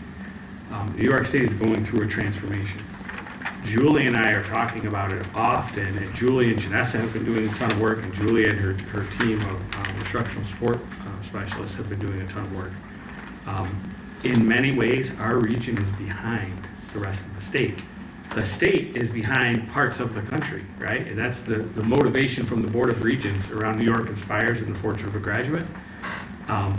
And this type of thinking is the pattern of thinking for the future, not our boxes and our squared thinking. And that's just, it's a hard mindset for us all to get out of sometimes in education, in K-12 education. But the world is moving in a different direction. And this type of more fluid way of thinking about intervention support, learning and achievement for kids is the way that the future is headed. And when you were listing things, the workshop that was hosted here at Cortland was also very informative for understanding Portrait of a Graduate. And it was beneficial to be able to attend. Yep. Thank you. So thank you, Julie.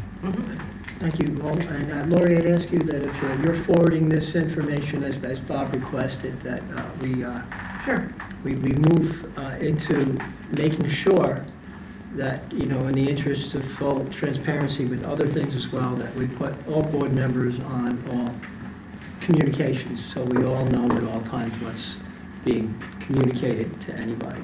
All right? Okay? Is that agreeable? I mean, we'll discuss this, but I thought that it was already in a listserv if I replied to an email that was going to everybody. Can we find out who is Board of Education staff? The District Board of Education is the address. Alicia can send it to everybody tomorrow and list everybody who's on it. Okay, but also, we can't open it to find out who is going to. We just said that she'll send it out. All right, good, thank you. Just, Appreciate it. So, but it just, everybody can be mindful this way. Everybody knows what's going on at any point. And who's, okay, all in favor? Aye. Any opposed? Lori opposes. Yep, I do. Hold on a second. So 6 yes. That was such a long conversation that that was 13 that we just did. Yeah. Okay, be it resolved upon the recommendation of Mr. Robert Edwards, Superintendent of Schools, that the Cortland Enlarged City School District Board of Education approves the special education services contract as presented. Motion? Second. Donald, Sherlin? Any discussion? This is for a student to attend a private residential school in New Hampshire, 7 Hills, to get services that we can't offer here in the district. And this was picked by the parents, but if you Google it, it's an interesting read. Can you elaborate on that? No, because the parents picked it and everybody's approved it, but if you want to know a little bit more about the school, just Google it. Okay. All in favor? Aye. Any opposed? Any abstentions? Be it resolved upon the recommendation of Mr. Robert Edwards, Superintendent of Schools, that the Cortland Enlarged City School District Board of Education approves the occasional and volunteer drivers as presented. Motion? Donald, second? Come on. Second. All right, Joe, you haven't been there in a while. Discussion. And this is Nolan Sinclair, John Zarconi, Melissa Quinlan, and Robert Edwards. Okay. All in favor? Aye. Any opposed? Any abstentions? And that's, Bob, when you usually say, are there any board members who want to volunteer to? We could take anybody, board members or otherwise. You say that every year. Yes. Yes. People to be occasional drivers. It would have to be the retired members, but Yeah. some of us have day job. Be resolved upon the recommendation of Mr. Robert Edwards, Superintendent of Schools, that the Cortland and Large City School District Board of Education approves the independent contractor agreement as presented. Motion? Second. Discussion? This is for Joe Mack to continue as a half-time district administrator for personnel. All in favor? Any opposed? Any abstentions? So Joe's not here tonight, so he's not going to effectively begin until the school year begins? Is that what I I think? think middle August. Middle August? Middle or the beginning of August, yeah. Does he get to enjoy a little bit of Yes, retirement that's going- before he yes, we hope so. comes back? We hope so. All right. Alicia, are there any requests to address the board? No. Okay, do any members of the cabinet have any information they'd like to share tonight? And I know you're going to have a report, but would you like to go first? Oh, sure, I can go first. So I have a huge celebration. Of course, my computer network decided to go down. And it's so hot off the press that I don't have it in your board packets, but I'm going to hold up my computer like this to show you, and then I will email it to you. And this is a line graph of our graduation rate. And in here, this is the 2015-2016 school year. And right here is our anticipated will be an 87.5% graduation rate. So I wanted to point you to here. This is 23-24 at 77%. 10%. That's Say that? terrific. Yep, That's, yep. that's amazing. And so then we're 82.39 for 25, and then 87.5 for 2026. So Nice. really seeing great improvements, and this is a kudos to our staff, all the way up through that are really pushing, and not just pushing, but supporting our learners. The high school staff, junior high school staff who are, supporting our learners, and they start to get up there and they are trying to find their way, and they're doing a great job really trying to support each learner and their needs and helping them find those niche areas where they can really shine. And so we're finding a huge impact on that connection and that individualization that Janessa and Kristen and they're have done a great job. Any graduates we had? I believe it was 140 something out of 160. I'd have to look at it to be sure, to be honest with you. I'd have to pull it up.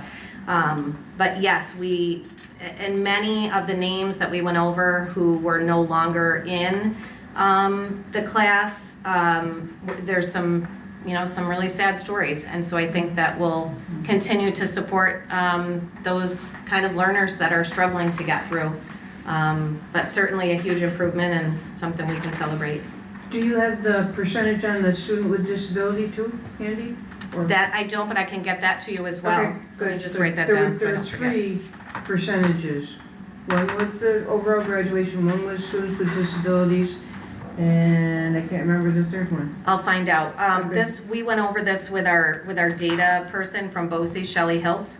So that wasn't something that was discussed during that meeting, but I will find out if I can get that Okay. from her. Good, appreciate that. Yep. And looking, although be it from a distance at that graph, and just see my glasses, I can't see terrifically. But, I can't see it, I'm right here, so. But it seemed as if that wasn't just, those low rates weren't just COVID, that the lines at the bottom seem to predate COVID. So this is, not just a response to a low number, artificially low number that might have been induced by COVID. This is a solid increase. That's correct. Right? And this is the first class that went kindergarten to 12th in Common Core.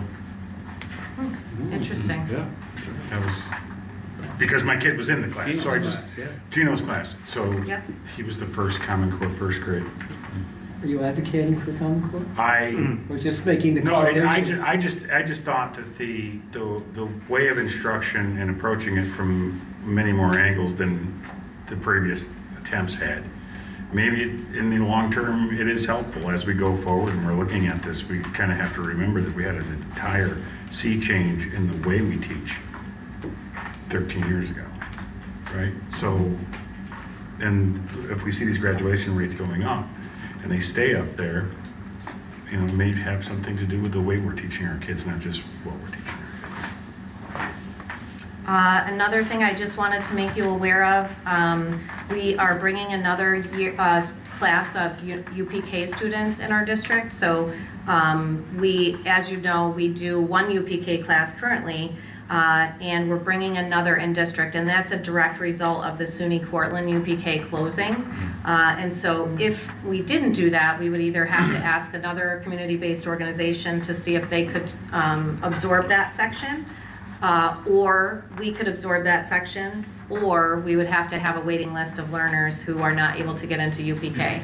We're physically putting them there. We're physically putting them in a closet at Berry. No, I'm just kidding, but that was just about it. Casey had to get very creative about the building map. And so we do have a classroom at Berry for them. So both of our UPKs will be across the hall from one another at Berry. Okay. So we're currently in the process. In fact, they had interviews today of UPK teachers. And this might be a question for Dylan, but I wonder how that affects us financially. So that is, UPK is a grant that I administer that one too. And so what happens is we put in for that, and basically we pay it out, and SUNY Cortland would ask for reimbursement from us. So basically we just won't pay it out. We will keep it to pay our teacher and teaching assistant. Yeah. And to just elaborate on that more, the good news is going into this year, 26-27, this the aidable amount of using that term properly, is going to go from 5,000 to 10,000. Right, so that's the good news. Now the state is holding a little bit of some contingencies with that, and that it's all going to come down to our reported enrollment on Beds Day, only on Beds Day this year. So we did have some flexibility in the past where enrollment was based off of the higher number of Beds Day or a status day in March. During COVID, it was just whatever your single highest day of enrollment was. So the state has become aware of that, and so now they've kind of chiseled down. So although the good news is that we get $10,000 in aid, we have to make sure that our enrollment doesn't all of a sudden surge after that Beds Day, because then we would be on the hook for that additional expenditure. Now, in higher education, we have something similar where we count the enrollment on a particular day at Binghamton University, and it's usually within the first 2 or 3 weeks of classes. So I'm wondering, do you know when this particular... Beds Day is in October. Early October. Yeah. Yeah, that's right. Same thing. Yeah. So we'll get aided on whatever the enrollment is for our in-house students. Yeah. So these are students that they, so the ones that were transitioning from Seven Valleys, is that? Not Seven Valleys, yes. Seven Valleys. Yeah. So now they're going to be in-house, so they're going to be part of that aidability, where if we have a surge in enrollment after that Beds Day, that will have a negative impact on our general fund. But at least the good news is that we double that aid portion from 5,000 to 10,000. Terrific. How many students do we have, how many slots do we have for UPK, do you know? It used to be like 130 or something. So yeah, it's about 115 for this cohort right now, but we still do have, in fact, just before this meeting, someone put in the form to enroll their student. So sometimes over the summer we get a few more, but it's typically, that's about the guesstimate of what the kindergarten class the following year would be, with give or take a little bit. And is it a whole day or half day? Whole day. Whole day. Yep, we do have one community-based organization that is a half-day provider, but one of the new UPK portions of the governor's legislation is that will evolve into a full day within, I think it might be by 2028, but I'd have to double check that. Okay. And each of the kids will get $10,000 to reimburse the district for their... That's as of 26-27. So of course the state could change that aid amount in the future. The state requirement, I believe, was for 28-29. At this moment in time, meaning that when we get to that point, any family that wants it, so any resident family of Cortland that wants to send their child to UPK, we have to have a slot for them. Again, that doesn't require all of them to participate. For any that do want it, we would have to have a slot there. So that would be a challenge, not just for Cortland, but for every district in the state, to ensure that we have the physical space for that. So certainly more to come on that. Yeah, in our case, we've been lucky enough that we have been able to provide slots for anyone who wants it. We did have a waiting list a few years ago, but the last few years we have not, so we've been able to provide. And it's only for 4-year-olds, right? Correct. At this time, yep. Yeah. there's been talk about bringing it down, right? Yeah, the So, city yeah, has it. HEFCO has some 3-year-old. Yeah. Yeah. Right, thank you. Additional update, we do have a community schools event that's going to be taking place here at Cortland High School. So Lori kind of referenced a little bit with a portrait of a graduate connection to the community schools event that she attended here. And the one that's going to be held here is going to be on August 11th. And that is right up at Cortland High School. So the August 10th, we're going to be having a county caucus related to community schools. So we've encouraged community providers, different people from different school districts. So we have representatives from each of our county districts attending. And so we're getting together with, we have members of DSS, we have members of Cortland Prevention Resources, lots of different community agencies are coming together for that day. And then the following day is being facilitated by the Finger Lakes Technical Assistance Center through NICED's Community Schools organization. So that will be a great day as well. That's run, both days are run primarily by them. They're just using our facility because we've got a great facility and it's centrally located for folks who want to come from all different directions. So we're super excited, and you are very much invited to attend. If you'd like to, please let us know. We can reserve you free of charge. And we'd love to have you attend. Were you giving me a signal? No. Oh, sorry. We are doing 3 days of our administrative team retreat this summer. We're retreating right here to the board office, just so you don't get worried we're spending any money anywhere. We're going to be right here. We had one last week. We have one in mid-August and one at the end of August. So some of the things that we were doing last week, talking about some of our administrative team goals, and just in full transparency, we have a pretty new administrative team, and so we've got a lot of great work happening, but a lot of learning happening as well. So that's been really important for us to engage in, and that's all from me. Thank you, Julie. Bill? Sure, so this, I have 4 quick updates for it, but being mindful of time, I promise that I'll keep them brief. But just before I start out, I just wanted to just express my gratitude for the genuinely warm welcome that I've received from the board, from Mr. Edwards, from the administrative team, and the entire district staff. It really has been amazing, and it's made Cortland feel really at home for me, literally from day one. So I just wanted to say thank you for that. It's been great working with you. Construction and progress update. So what I'll do for each board meeting is if there's any relevant construction update, I'll provide it to you. So the good news is the 2024 project at Barry is right on schedule. Meaning that for any of the physical spaces that students and staff were intending to occupy, those will be ready to go when they return in the fall. So a huge thank you to Chris and to Mr. Edwards, to our construction management team for working with the contractors to keep us right on schedule. With that, as a typical, I believe, at Cortland and with most districts, that when we complete a building addition, any kind of new construction, that we have a ribbon cutting ceremony, we have a commissioning. So that will be in the near future, sometime prior to before students and staff return in the fall. The board is certainly you're certainly invited to welcome to join us. If it's just a few of you or all of you, we'd be happy to have you. We'll also invite the public to attend as well, so they can have just a public tour of the facility, just to see what it is that their tax dollars have brought them in terms of this new addition. Number 2, unassigned fund balance. New York State property tax law allows Cortland and all districts to carry forward unassigned fund balance into the next budget year, up to 4% of the next budget year. It's the target of Cortland and every district to try to hit that 4% every single year. But because of budgetary challenges in the 25-26 year, we're looking at around approximately about a 3.2%. I'm not going to have that exact figure yet until we've wrapped up an external audit, and that's at that point we'll have officially closed out the books for 25-26. But we know that we're not going to be at that 4%. So that just means that the administrative team will be particularly cognizant of expenditures beginning right now. So even though it's early in the year, we have to be very, very careful, because it's that 3.2%. That's our provisions for risk, in case if we have an unbudgeted expenditure, that's our safety net right there. So just to pass along to you that we're aware of it, and we'll be more cautious than we would normally have been, just knowing that, moving us safely throughout the rest of the year. I know we spoke about the credit rating prior to that, so there actually is a timely update. We had a Moody's credit rating report that was published on July 8th. That report is public, but I did include it in the executive backup document on board docs now. So I know, Brendan, you don't have access to it. Yeah, we'll make sure that we get that access for you. Appreciate so you can see that. But if you go to the Moody's website and you just search for Cortland City Schools, you'll see it up there.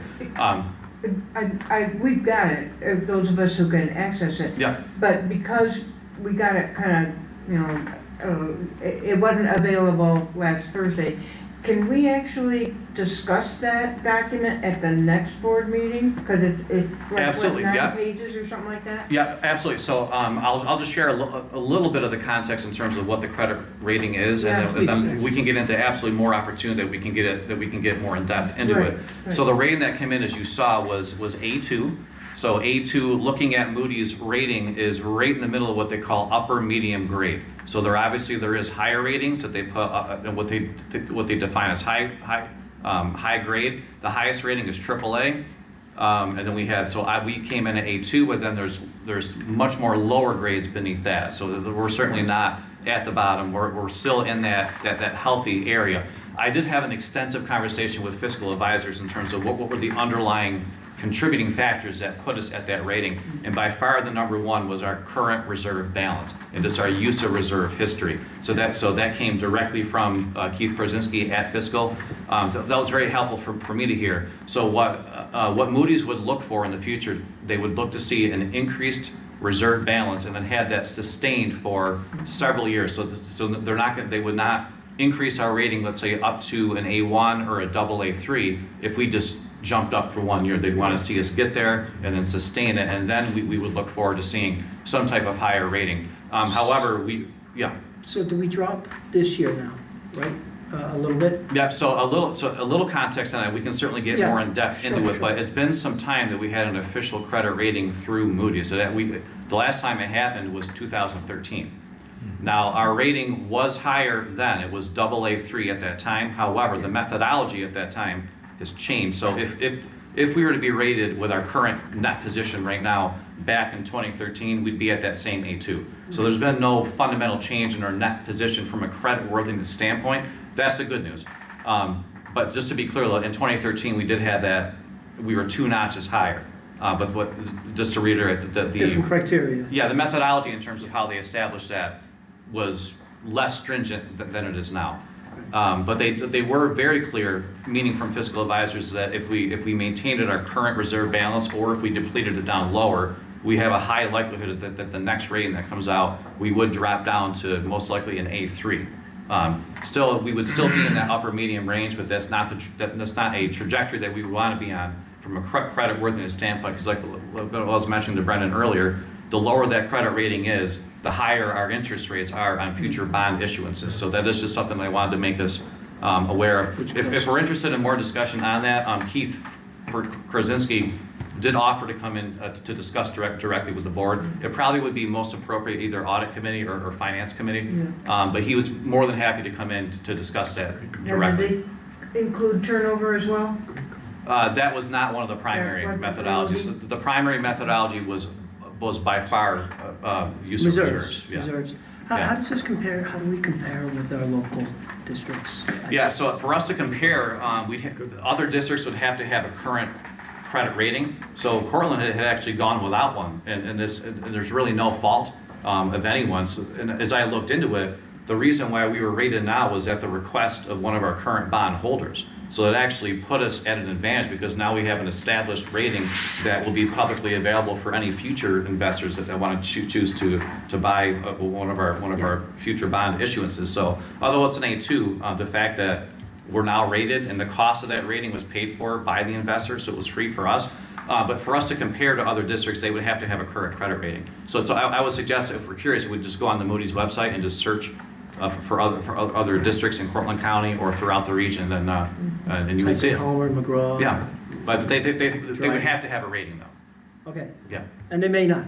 They may not. Yeah, because for us it had been 2013, so quite some time. Quite some time. Thank you. Yeah, Appreciate sure. that. Lastly, I'll just speak about board docs. So some of us may or may not know. I didn't realize that board docs has been in use since the early 2000s. The hosting vendor to that called Diligent is phasing that out. We've known about this for some time. Every single district in the state is going through this process that we're about to go through now. My two most recent districts just went through that transition, and it went through well. So what will end up happening is that we'll be transitioning from kind of the legacy board docs to a more modernized and just a little bit more of an accessible platform called Diligent Community. Through Diligent Community, it's going to have all the same features that will have board agendas that'll be listed. Our board policies will be there, but there's going to be other additional features available that are just more appropriate for 2026. Alicia and I sat through a kickoff meeting with the support staff at Diligent Community, and we were both extremely impressed with the responsiveness and the level of support. So we're going to have many more future trainings just for Alicia and I. And then what we'll do is that once we have a general confidence in terms of the structure of the new platform, we'll make sure that the board is trained, and we'll make sure that the board is comfortable, so that when we actually make that transition over, that everyone's trained and everyone's comfortable. So in terms of the timeline, we're looking at, depending on how this goes, but we expect it to go smoothly, probably sometime in September. So maybe that September board meeting. But if we're not comfortable, there's no rush. We can certainly wait and go off into the October one. But probably for one meeting we'll have dual. So we'll have board docs, so they'll have the entire agenda. We'll have Diligent Community, and we just did that at West Tennessee just not even a month ago in my previous district, where we had both agendas up just to make sure that we were comfortable that it went well. So we finally said, okay, we're going to totally now switch over to Diligent Community.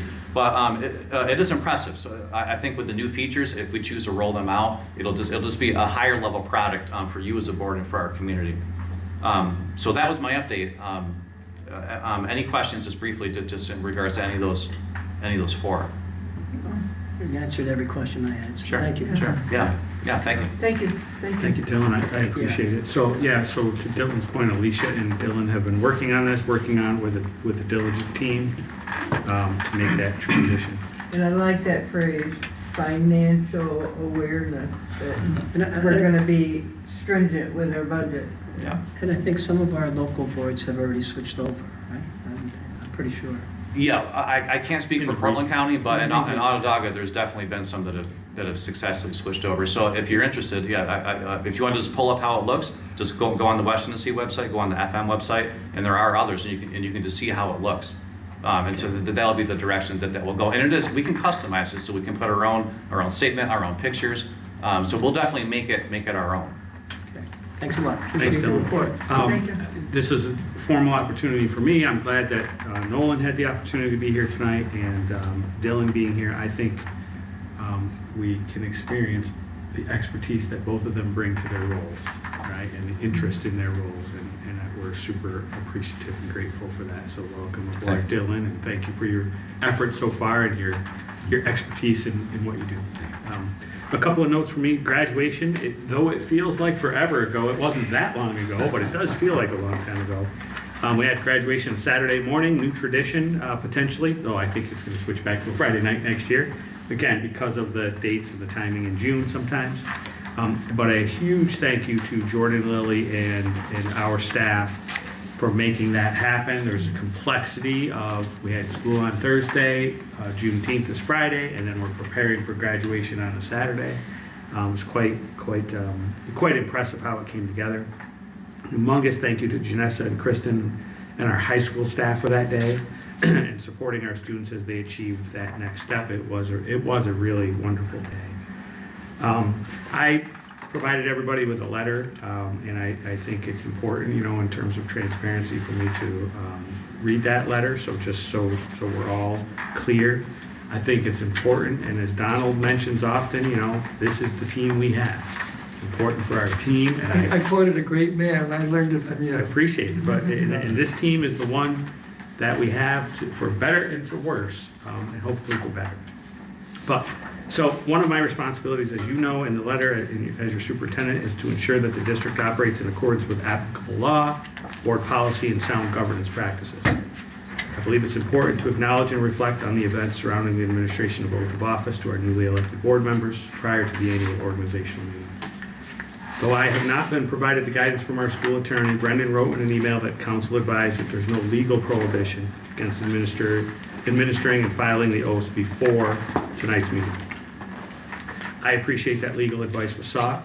I also appreciate that council identified governance considerations supporting that approach. At the same time, the board has adopted a policy, Policy 1320, which states that officers of the Board of Education shall be nominated and elected by the board in its annual organizational meeting for a term of 1 year.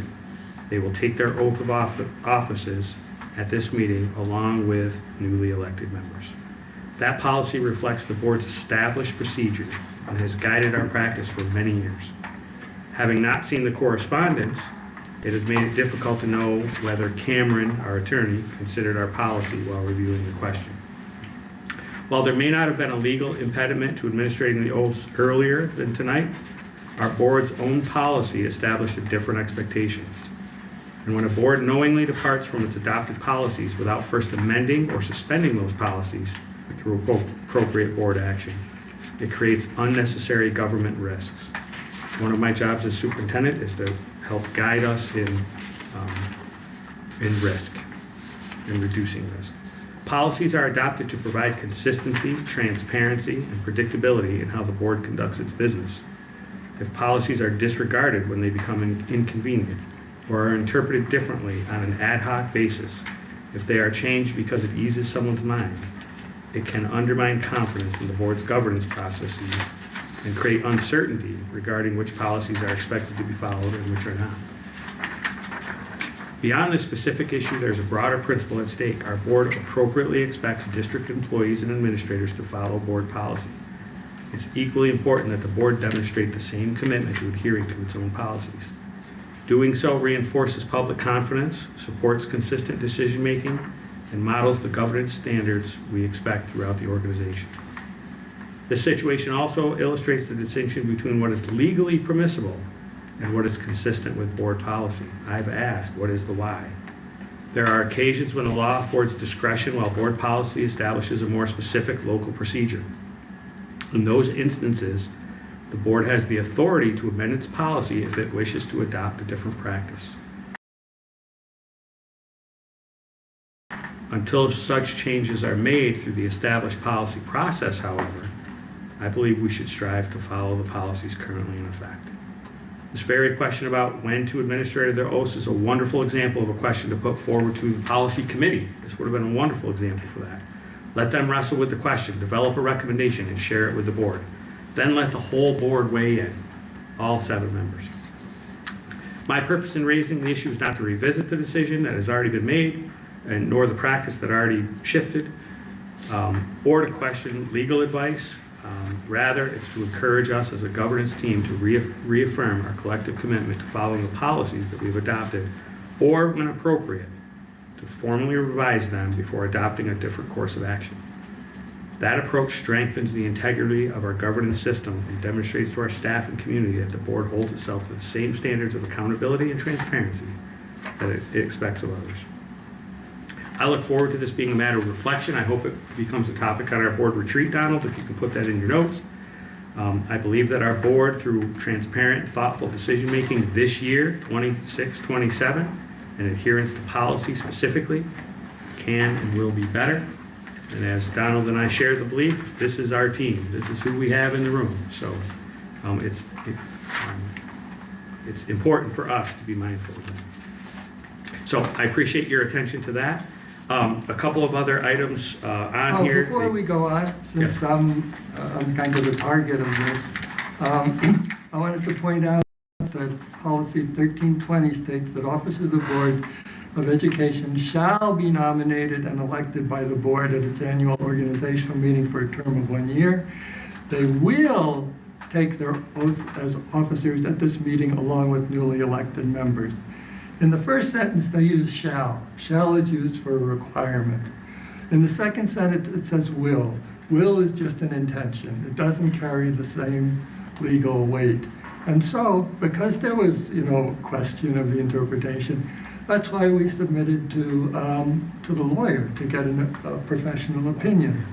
And the reason, as Gavin brought up, there was information that I was curious about, and I felt that I needed to be on the board before I could ask for access to it. I appreciate your Yeah. perspective. So I just My wanted question- to, yeah, you no, know, defend myself. I had no bad intention. Nope. I didn't attack Mr. Panchik with any weapons or things like that. That's good, thank you. Yeah. No, I appreciate that. Yeah. My encouragement this year will be a Yeah. whole boarded conversation. Yeah. Because that information it's great dialogue, but I want to know what Sherilyn thinks. I want to know what Joe thinks. I want to know what Brett thinks. I want to know what Brendan thinks, Gavin and Lori. But this one didn't transpire that way. That'll be my encouragement. I'm not here to litigate, but Yeah. my encouragement will be, when we need board discussion, we should have deep board discussion. And what precipitated it was because our putting the organizational meeting back 3 weeks into the month. Last year, we had it on July 1st. Typically, they try to do it as early as possible. It had been the second Tuesday of the month, like we normally have meetings. I would have been glad to wait. I emailed the whole board again. Yeah. I have no stake in the game of when an oath of office comes. If our policy committee sits this year and reviews that policy and determines that July 1st should be the date, I think that would be great, right? We put it into policy. Yeah. So there's no confusion about it. But I think that just has to be a discussion and follow the process. That's my encouragement. Yeah, for all I of think us. everybody had good intentions. We just had a difference of opinion. And my encouragement will be, policy is the best intention, right?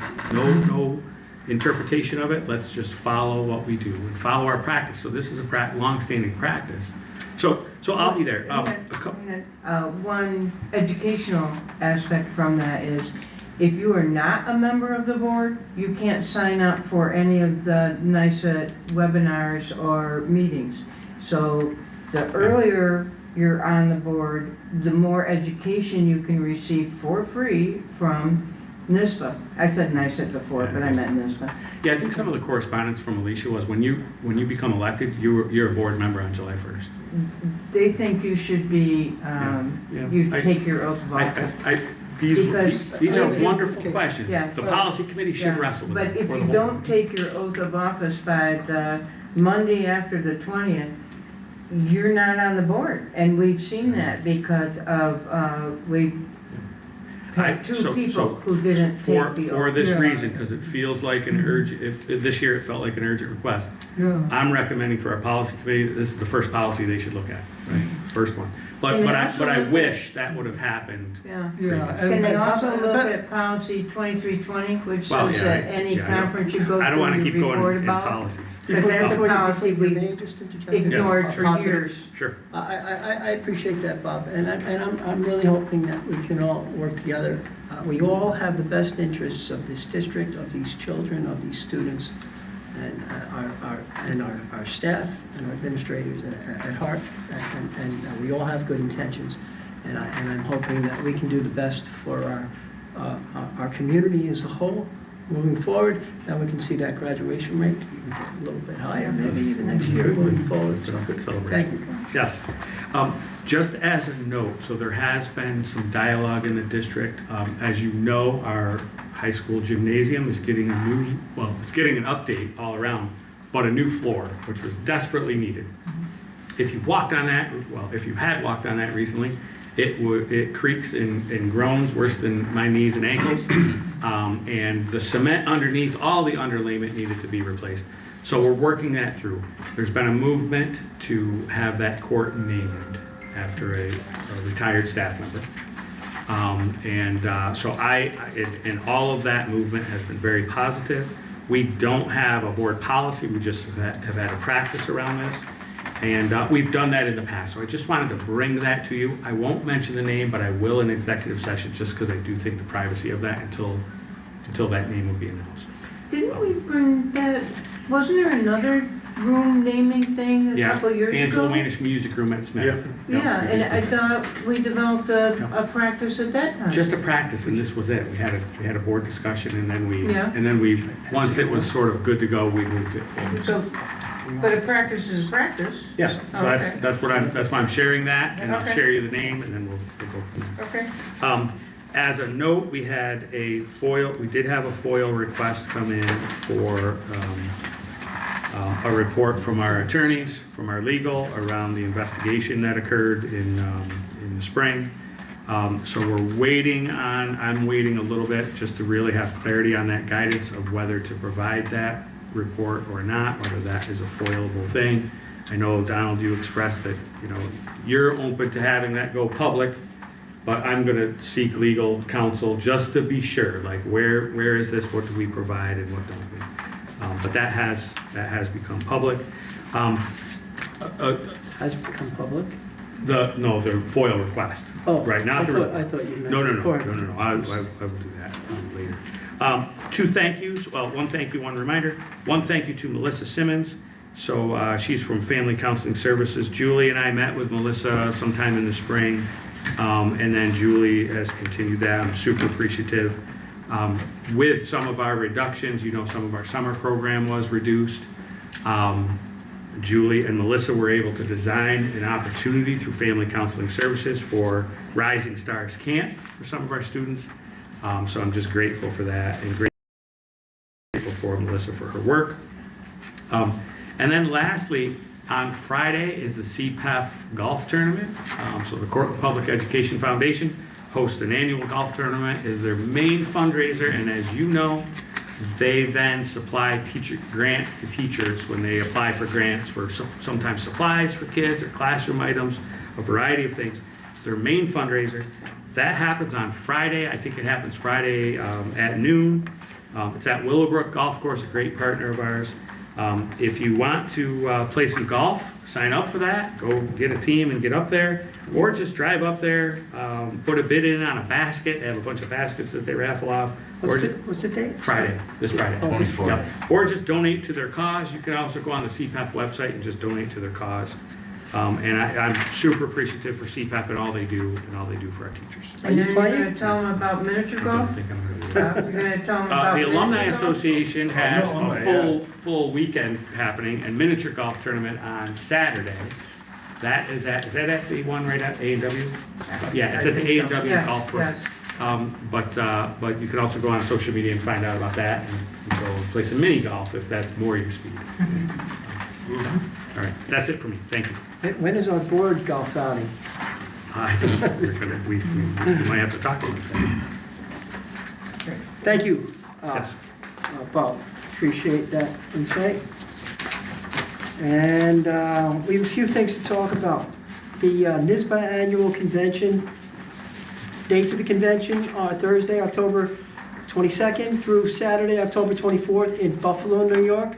The cost of the in-person convention is $540 per person. The cost of the virtual convention is $250 per person, and registration opens on August 11th. We need to decide, I think last year we participated, some of us virtually, right? We never got a report, so I don't know if anybody participated or not. People did do it virtually last year. I did it virtually last year. Nobody It was. I would it suggest was we save the not- money by doing the virtual. It was not worth it doing it virtual. It just No? wasn't, it was not worth attending. The limitations, like, everybody gets funneled into a couple of things they want to funnel you into because of the way that it gets delivered. You don't get to actually interact with and network with the people that you want to. You have a particular time that you need to be there. I spent a lot of time on last year. We had, 3 days available, a partial, and then 2 fuller days. And I ended up doing a total of, I think it was only 2 per day, whereas in person I was doing 5 or 6 a day. So, and then you actually can follow up with the people in the individual, because you can find target what you need for the district. So like a lot of the stuff that we have for like the, the whole new, graduation paths and stuff. A lot of that discussion that came up 2 years ago was because we did it in person. We got to meet with, and when you say that we're behind the rest of the state, now we were taking classes from Long Island schools that were already doing stuff that we're thinking about doing. So and that's when I came back and gave the report about everything that we did in New York City 2 years ago. 2 years ago, you Right. gave a report. Last year there was no was just a report. virtual one, and it wasn't, Yeah. I mean, So what I'm hearing is you got much more out of the in-person. a lot more. So do we want to send one person in person? I think we should send no person. I think we should set an example that we were in a fiscal mess and we ought to take a buy this year. Okay. Because, I mean, if you're gonna go, that's what I'm saying, honestly, I don't think the virtual one is worth the money. But Is the in-person even worth the money? the in-person one is, We didn't get It's worth any the time. reports last year. And the whole policy 2320 is, if the whole board isn't at something, you give a report to everybody else what you learned. And we don't do that. I give reports when I go in person, even when I do my advocacy stuff and all that. Well, I think So- we probably want to take a vote if we actually want to participate. Right. I do think in-person has a lot of value, right? Has a lot of learning value for board members and newer board members and others. I agree with Lori. Last year, we made the determination out of some fiscal responsibility too, to even reduce down and not go in person and go virtual. But if that doesn't have the value, then maybe it does make sense just to say, when we're in a different situation, we might think differently. It's okay. The pre-law virtual ones were wonderful. So I don't know why that one wasn't. But I don't think we should do that this year. I think we should go by example and stay home. Okay, can we have some thoughts from some other board members, please? Maybe Joe, Sherilyn, Donald? I agree with what Lori said. I think, money's tight. Let's take a year off, maybe next year, try to send a couple people. I'm okay with that too. Me three. Okay, I'm good with that as well. I'm good with that. That's okay. Gavin? Yeah, that's fine.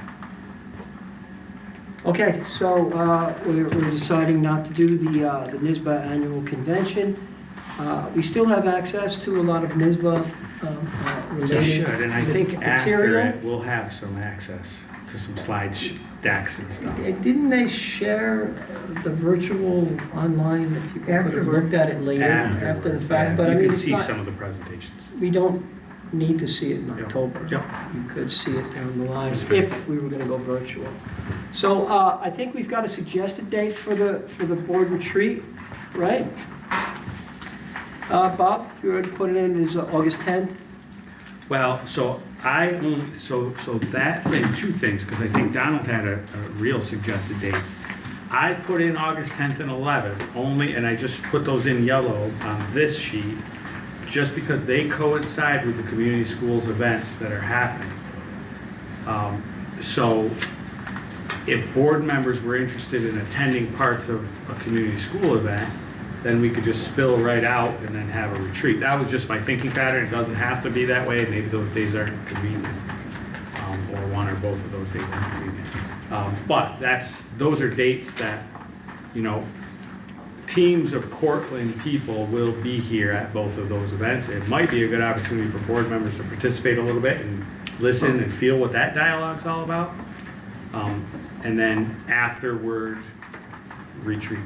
I It's also, just my thinking. Thank you, Bob. But I also recall that when we stayed here really late, when we had that open discussion at the end of our last meeting, remember, we were talking, and even at the last retreat, what seemed to be coming out of us as a group is that we don't have enough time to really sit and talk together and try and plan and build up that teamwork that we want to do, and to bring things up so we can work better as a team and stuff. So I wonder if we want to do something along those lines. I mean, we have normally we're going to have the committee meetings. Apparently, if we follow with Don and what Bob suggested on the second week. And on the fourth week have our committee meetings. The business meetings. The business meetings, I mean, right. So that gives us, we still have, next Tuesday is the 4th. I mean, it's the 4th of the Tuesday of the month, isn't it? Yeah, next Tuesday. Right, so we still have that time too as well. Yeah, the 28th if we would wanted to be- meet and discuss and work together as a Yeah, board. I'm just throwing things out there for discussion as far as building a coherent team. I'm out of town next week. Are ya? On a family Okay. I'm out of vacation town in the from Adirondacks. I'm out of town until August 16th. Okay, Yeah. but, You yeah. know, I think you set the date. Those of us can come, will come, you know, sometimes I'll be missing too, I promise. Well, I think we try to get I think we should try to get everybody here if we can. Yeah, I think we need everybody Because here to have a that's the height discussion. we have to build. And I'd like to have a chance to really just talk things out and work on what we want to do and our processes moving forward and really build each other up as a team. We're doing that now, and, you know, we can do it whenever we're together. Right, exactly, but maybe, you know, at this retreat, we have. I just wish What we'd day of the week? stick to a regular cadence. The 10th and 11th, a Monday and a Tuesday. It's a Monday, Yeah, Tuesday. Monday and Tuesday. But Brett doesn't seem to. Yeah, Yeah, I will be in Plant City, Florida. Is anybody available? And if on it's the not 17th? a board meeting, then maybe we can dial you in. You know, we're not gonna be voting on stuff. Are we against going to the 17th and/or 18th Yeah, instead? I'll be back the afternoon of the 16th. Right. Yeah, no, I'm against anything that's not the second and the fourth, partly Well, yeah, because city I board mean, but this meetings. is Yeah, I just- mean, some of us also like to go to First and the city council, which is on the 1st and the 3rd. and- Yeah. And with the, you know, so, And they really stick That's on to the it. Tuesday? on the Tuesdays, Well, on we the could do 1st and 3rd, to keep track of what's going on in the city too, which We could affects do the us. Monday, the 17th. That's fine. Well, for what? For a retreat? Yeah. Okay, so it's not a committee and it's not. So a Bob, are big you meeting. suggesting a meeting on both of these dates? No, I was saying either or, but if Monday the 17th is better. I'm just thinking, can everybody, Gavin, what's your schedule like? Let me open my calendar. 6:30 on the 17th. I'm sorry, what? I'm unavailable after 6:30 on the 17th. Yeah. Yeah. This is a daytime thing we usually do, right? Yeah, we've done. That's what we've variety done of in the things. past, but I don't know, We can could you do take a- off we work? could do a to- 3 to 6. You're retired, you know, you're retired. Well, I'm just asking, because I this know. is just how it's been in the past. I don't know. That's what I'm asking. Yeah, and what is our purpose for the retreat? Is We to just talk talked about all the those. meeting protocols, is that our? We should have a whole list of stuff we want to Yeah, I discuss. think we should have a running agenda that we can all make suggestions into, maybe beforehand and really have this, we don't have a chance to sit as a team and talk things out. And I think that whenever we've had those brief moments that we were able to understand each other better and where we were coming from. And I think that helps us work together as a team, I think. All right, so I guess we first have to decide, are we going to do this during the daytime or are we doing it in the evening? I like the daytime ones. You Well, work and- there. For Gavin. Gavin it's gotta works be during the 3 to day. 6. Yeah, and so does I'll Brendan. make it work. Hold on, let me talk about, what are we talking, what day of the week? Monday, how We're about talking Monday Monday the the 17th? 17th. 3 to 6. Yeah. How's That's that? the first day of classes Oh, at Binghamton University. There's no way I could do that. Okay. Is there any time that- I could do the daytime on the 20th, actually, of that week. I'm okay with that. Does that work for anybody? That's a Thursday. I'm good with that. Thursday, August 20th? Does that work with people? Yeah, I'll make it work. What time? I could do any time, I could do as early as can be, if you would like. It's just, Last time we did daytime, we did a lunch thing. Yeah, Why I don't think we should do it Why as, don't we do that? We meet early, like, I don't know, 9 or 10 o'clock, and then we work and we I'd have say we lunch, should at and we least keep leave going. by 9. And we keep going until we need to, right? That shoots the Well, I know day. you've That day got works for probably me. a full day, Yeah, I that mean, day's okay for me. Will you that can take be- a day off of work for that? I'll make it work, yeah. You sure? Yeah, for sure. Yeah, I like the afternoon. I mean, that's a work day for me too, but I can take that day off. Well, do we want, You could start with lunch and then just go forward. If Yeah. you wanted the afternoon time. Yeah, and are we gonna have the district pay our lunches? I don't think there's a need for that. I think that's. all right, do we Bring want to our own meet lunch. then? Are we talking about Let's meeting set like the, at let's set the noon? right tone here. We're 12 not to- gonna spend more 12 district to money. We'll bring 5, our own 12 lunch. to 4? We could do a dish to pass, or Why we don't could bring our eat own before- individual. Why don't we just eat before we come, Yeah, you know? Or Pack bring- a peanut butter and jelly. I like the idea of showing fiscal responsibility and setting that tone. Okay, And- so Yeah. do we want to go like 12 to 4 right now? And then if we want to stay a little later, we can? That way you only have to take a half day? I just marked the whole day on mine. How about we'll have Alicia send calendar invite for 12 to 4. Let's start there. Sounds good. Okay, Because I perfect. think it's Thank you. important to have everybody. But is That the works for you, building Bob? rented to somebody else at 4:15 in case we're engaged in conversation? or- Alicia will reserve Okay. that, sorry. And is this gonna be an open meeting? She'll close it out. Can the public attend? It's, I think this should be just us particularly, because Yeah, we're I think you're talking voting. about This is not- our, It's an open meeting law, right? 4 of us Yeah, but when we've meeting. done the retreat, we haven't. we're Right, going if to it's a- retreat. yeah. Yeah. is that Retreat, we have illegal? had to. If it was set up as a goal-setting retreat, it would have to be an open meeting. But if it is set up as a workshop retreat, you can do that. If you're not coming out with any voting, any, you can do procedural changes that you're gonna vote at the next Right. meeting. But we can You talk just have about to- things, but we just you have to can't, remind yeah, we the wouldn't do meeting. any, we wouldn't can't take any officially change action. no action, We just can't take any actions for. no legal action. We No can take- legal action. Just the illegal kind of. Just a little You know, watch you, gotta watch you.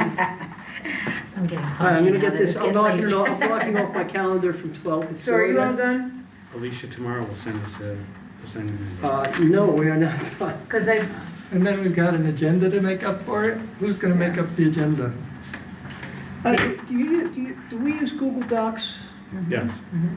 Here's my suggestion, and then we can come up with something later, but, and if we have just a running Google Doc, right, and we all have access to it, what do you want to Everybody can talk just about? add to it. What's on your mind? Throw it in there, and then we'll kind of come together and see what we want to talk about.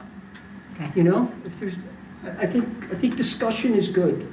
The Who's more gonna we send talk- that out? Who's gonna start one? Do you want me to start one?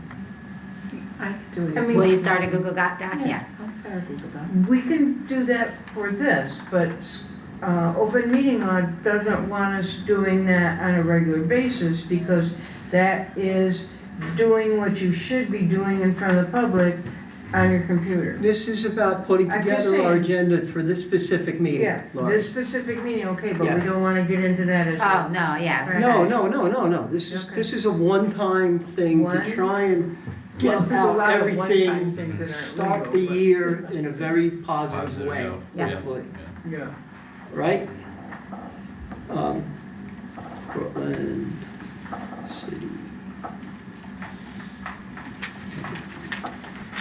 Did you have anything that you needed to share today? And hold Wait a on, minute, wait. we're not No, done we're with not the done. board. No, I just was asking him while we were finishing up. Committee dates. We have was there consensus? 2 people had mentioned, Bob and Donald had mentioned on the second week, which I like, you know. This is a draft schedule that has, those are all the second weeks. Yep, that's good with me. I would wonder if, is there a limit to how many people can serve on each committee? 3. There is a limit to how many board Can't be a members? quorum. Well, we if it's can not, have- you can also have a meeting of the whole, which is all of us. Yeah. So that, So could we, again, we're talking about everybody knowing what's going on, right? And everything, and know the individual areas. We have 2 hour-long meetings back to back, right? Or 4 half-hour meetings. with That's no what I four was gonna committees. suggest. Yeah. The only problem is I don't feel like that one worked. We tried that the first year I was on, and I feel like we ran out of time for the real discussions. Yeah, we'll have It- to it be got- well, very that's because we were organized. given a bunch of presentations. It was considered, that we were Well, we're going to be talking- informed. We're talking about the, Yeah, but when we did that committee of the whole the first time, it turned into a bunch of mini lessons. We did math manipulatives and a whole bunch of other stuff. If we stick to just our committee work, if it's gonna be a financial report, send it to us early, So instead of presenting it and taking the half hour. all right, is this something we can put on our list to talk about at Yeah, in at the August? retreat. Let's- And I don't what I'd want to, suggest is that, We'll lose August that way. we, And we'll lose the well, we end are, there isn't an August meeting anyway. We should, I don't. On that schedule, there's no Second August and meeting fourth anyway. Tuesdays No. Second and fourth, but then we would maybe have a vote and appoint a board member to be chair of each individual of one of the committees. And then maybe at the board meetings, they can report out when they're doing board reports or something, what was discussed at these meetings, you know? And if we had a committee of the whole, everybody would hear it in real time. Right, too. but our community would not. Well, they could come. No, and they're- listen. I understand, but the ones that didn't come, I just think it would be good to share as well. All right, if you're against it, these are Well, things we could discuss. You know, I wish we could get to 6 to 8 o'clock for the open session and maybe a half hour for executive session. So we get home like around 9 o'clock. We're trying to put in things in place that will allow us to get there. Yes. I have some ideas. Okay, and we it's can not gonna discuss happen at at our our first thing meeting about how or we our can second meeting. streamline. So we could work on streamlining these Yeah. things. But these are things we'll discuss at this, put it in the running doc that Alicia I said. will point out, our committee meetings last year did run in a timely fashion. Yes, that's what I'm saying. There was They were high- much better This was a last highly year. effective model. They were much better But last not They were year. everybody timely. can attend Are you- them all. no, And- just- I know, Just- but I felt like I know. before, Brennan, we didn't, are you I done? felt like we got. I'm trying to include everybody. Because they were all, it was half hour, Yeah. and it was. But it's wasn't something enough we time to discuss. really discuss. Okay, does any board members have anything they want to share? Yes, I do. All right, so the Niagara Mohawk National Grid question, how did that come out? I got something from Jordan Woodley What's the question? that It's in the book minutes. Niagara or What is it? National Niagara Mohawk does businesses. They did what? So the temporary access agreement referred to Niagara Mohawk. and She's they were- answering the question. Jordan Lilly sent me this document from New York State that says Niagara Mohawk Power Corporation doing business as National Grid. There you go. So, Okay. They just have, they've never changed And the the other corporate name. question that was in the minutes was Randall, which has already been answered, you're still gonna try to find somebody. And then there was a question about, contract language. We agreed to, approve something if the contract language was gonna get changed. Did that get changed? That's the third thing that's in the minutes. yeah, remind me what it is though right now. I can't think what it was. Signature of the superintendent and the board president contract. No, it's not That was, structured. it was last meeting. It is the last meeting. No, Yeah. it was from last meeting. From the Yeah. last meeting. Right, that's, we're trying to figure out what we're talking about. Yeah. Yeah. I have to check. We don't know. Because I Okay. can't think what it is right now. Okay, so we got 2 out of the 3 things that it says in the minutes we were gonna have for today, so that's good. That's much better than, You might have the other one, I just can't yeah. remember what it is. And then the, comprehensive purchasing procedure manual. Yeah. What about, a Well, couple, I've asked for a copy of it for a year. oh gosh, oh yeah, the board was provided a whole copy of it. Here's, Oh. here's these, and these, so we did spend quite a bit of time, you know, just pass one of those out.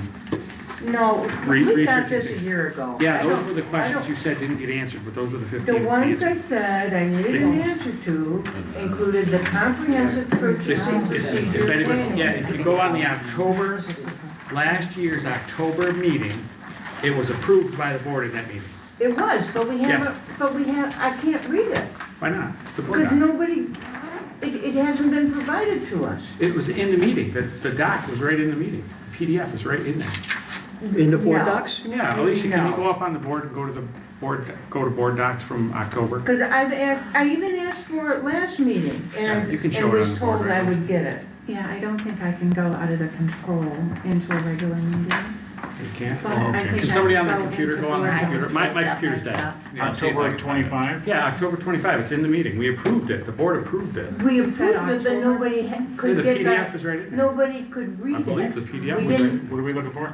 October 25, there's an a procedural so- manual or something? Yeah, I only have the October, public. October 20th, 2025. October 28th? Yep, Yep. 2025. It's in there. Item 9.8, 9.8. Federal Funds 9.8. Procedural Manual. Yeah. Is the And PDF in can it? you open it? Yeah, it's a PDF. Yeah. It's a PDF. Yep. Yeah, Well, there you go. We got It's it's something there, done. it's there. 3 for 3. Yes. All right. It's good No, right no, there. that wasn't in the minutes. Oh. That I do in a minute. But, so Is that everything, many Alicia? meetings, I've asked for that, and nobody ever gave me the tutorial, the remedial, the tier 1, the tier 2, or the tier 3. 86 pages. It's a big one. It's sitting there They right now. just did. It's a big one. So I, Thank you. I have 3 Sure. requests. Brendan, Thank you. what? I have 3 requests. Okay. One is that we meet the 28th to set board goals. And this could be just goals, it doesn't have to be the metrics. We could do the metrics later because that can take more time. Second is to set up committees as a whole to meet second Tuesday of the month. And third is August 18th, NYSERDA Clean Green Schools Track 2 application, grant application is due, October 18th. That's less than a month away. That could get us $10 million for an HVAC system at Barry and the high school. Barry is still using steam heat. It needs a new HVAC system. The high school's got an old boiler, in it. And getting geothermal heat pumps at Barry would make it air conditioned, which would be great as a sanctuary when we have the smoke, to hide from in the summers. So I wish we would, ask our Did Barry get a geo financial. survey? They did a study this past spring, Spot studies, but I'm not sure. it's energy done yet. study. I don't think we can't. ME Engineering did evaluation for the whole We district. can't. What? I'm next door. We can't. We're too close to the aquifer. They won't give us geo. No, you can. We can't. We tried. What I miss? I don't, I have it in my. We got drilled. Yeah. And they wouldn't give it to us because the aquifer was too close. No, I don't accept that really, because I don't. Well, I'm just saying, if they Yeah. got it, that's their. Yeah, and the If we wanted to. DEC on Fisher Ave just got getting geothermal heat. Yeah, because I'm right next door to Barry School, so. Yeah. So the Nice to pick ME up. Engineering, I think, said that that's an option there. We're the kind of district that they want to help. It's for poor districts. So if we could get the application out, I think we'd have a fair chance of getting the grant.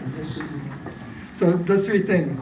I wish we'd set goals, at least without metrics, set up committees of the whole, and try to do the NYSERDA Track 2 grant for HVAC systems.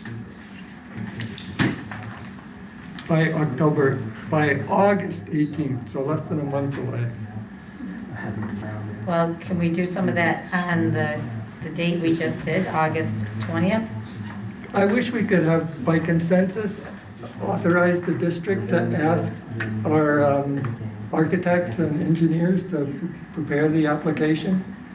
There's several I pages think of, we've already asked them about the value of the application, but I did, well, ask them to apply. well, no, I think we've asked them for guidance on whether to apply or not, but that would be something we'd have to pursue. Well, we're running out of time. Yeah. I've been pushing, for, 6 months probably. And I think it'd be a shame to miss the opportunity to at least apply. Yeah, if we could do it, it'd be awesome. It's $10 million. Who is the person that, But it may not be, right? I think this would be through King and King. Yeah, this would be Sarah They've Wolf, helped so. us. Are you talking to them? Yes, Are we you- have had Yeah, we've conversations. had They, this conversation. they do have a prelim recommendation because there are financial, there's implications on both sides of that. Yeah. It would be best if we're interested just to have her engage with the board directly, but time may work against us, just because of looking at the calendar, there may not be an opportunity for Sarah to present to you and then still have sufficient time to submit that grant, because I think you said it was due on which date, you said? August 18th. Yeah, so, So again, for me, something like August 18th feels like a sprint, right? And we have to understand as an organization and as a Board of Education, that there are gonna be things that one person maybe, or even 2, want to do. But whether we should do, why we would do those things, that is a big process in an organization. It is like turning an aircraft carrier. Doesn't happen by August 18th.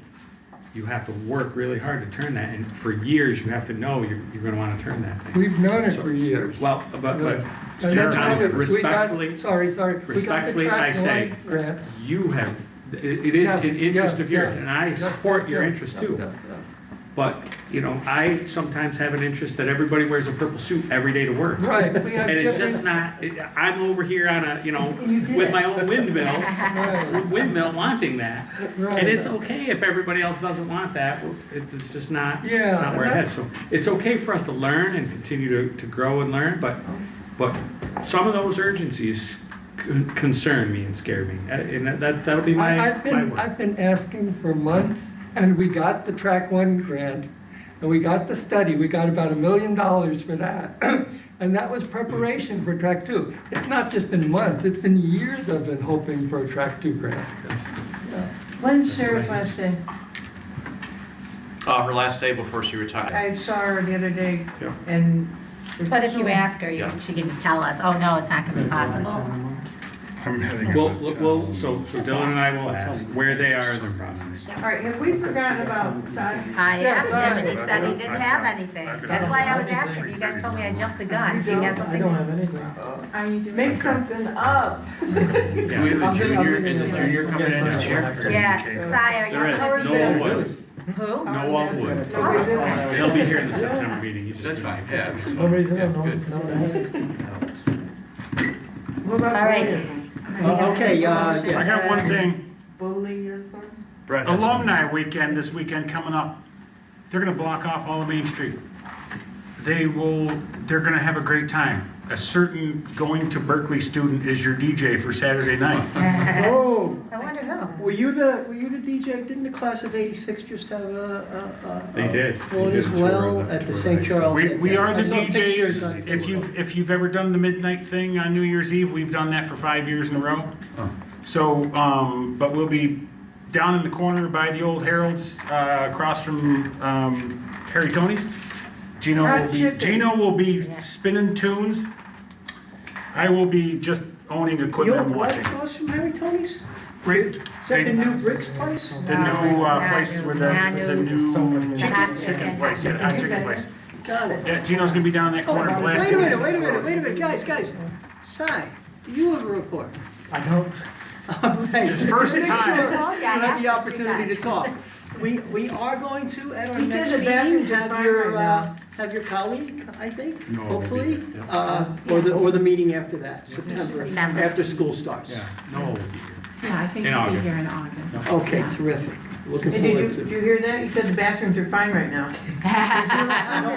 Nobody's complaining about the bathrooms right now. Oh, I guess I have a couple more. Whitney Meeker, did George and Lily do any kind of investigation of parking alternatives to the Wheeler Ave? That's the one who spoke to us about the And we were parking. gonna ask Jordan Lilly to. Not yet, yeah. Okay. I'll ask, I'll follow up. Okay, and another, the Pete Altieri, talking about incorporating the automatic cameras that they have on the buses to issue tickets in the city. Yeah, I saw that. It's a county-based thing. That's not, It could be a city though. It could not, it's county-based. Why not? It's county-based, Cortland County, we've already worked If with it would be sheriff. the whole district that we're county, It's not, but the even city in the has city. not, the city has not pursued this. I'll ask Jordan to talk to the mayor again. Yeah, It's I not thought- been a city thing. I think Pete followed up with an additional letter of how it could proceed, even though It's the county, county we've wasn't worked on interested. it, we've pushed the county hard, and it's not going to happen right now with the county. Right, but maybe the city. Appreciate your thought. Who'd you talk to, the executive? I mean, Yeah, the Mike Monticello. He's not interested? No, It's no. a financial You're right, situation. that's what. Yeah, he said There it's was, fine. there was some interest, but Yeah. there would have to be a countywide thing. Were there any legislators in particular that seemed to support that we could We build had a on whole- to grow? We had a big conversation with the whole group at one point. I would imagine Bo Harbin Jordan would have and been I were there, for it. Yeah, the sheriff's also involved. There's a lot of entities involved in that, a thing like that. And I heard that the mayor was Huh? supportive of It's it. not go to Uh, executive. I don't know. I make a motion that we go to executive, right? Do we have to go to executive? Yeah, I'm sorry. Yeah.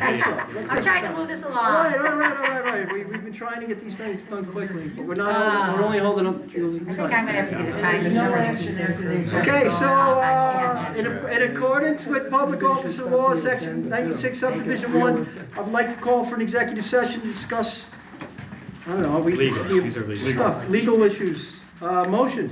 Second. Cheryl and I who are was second. Yeah. Who first is? I did, I was the Cheryl, one that kind of tried to get this going. Second. And the second is Me. Joe. Yeah. What time is it? 2012.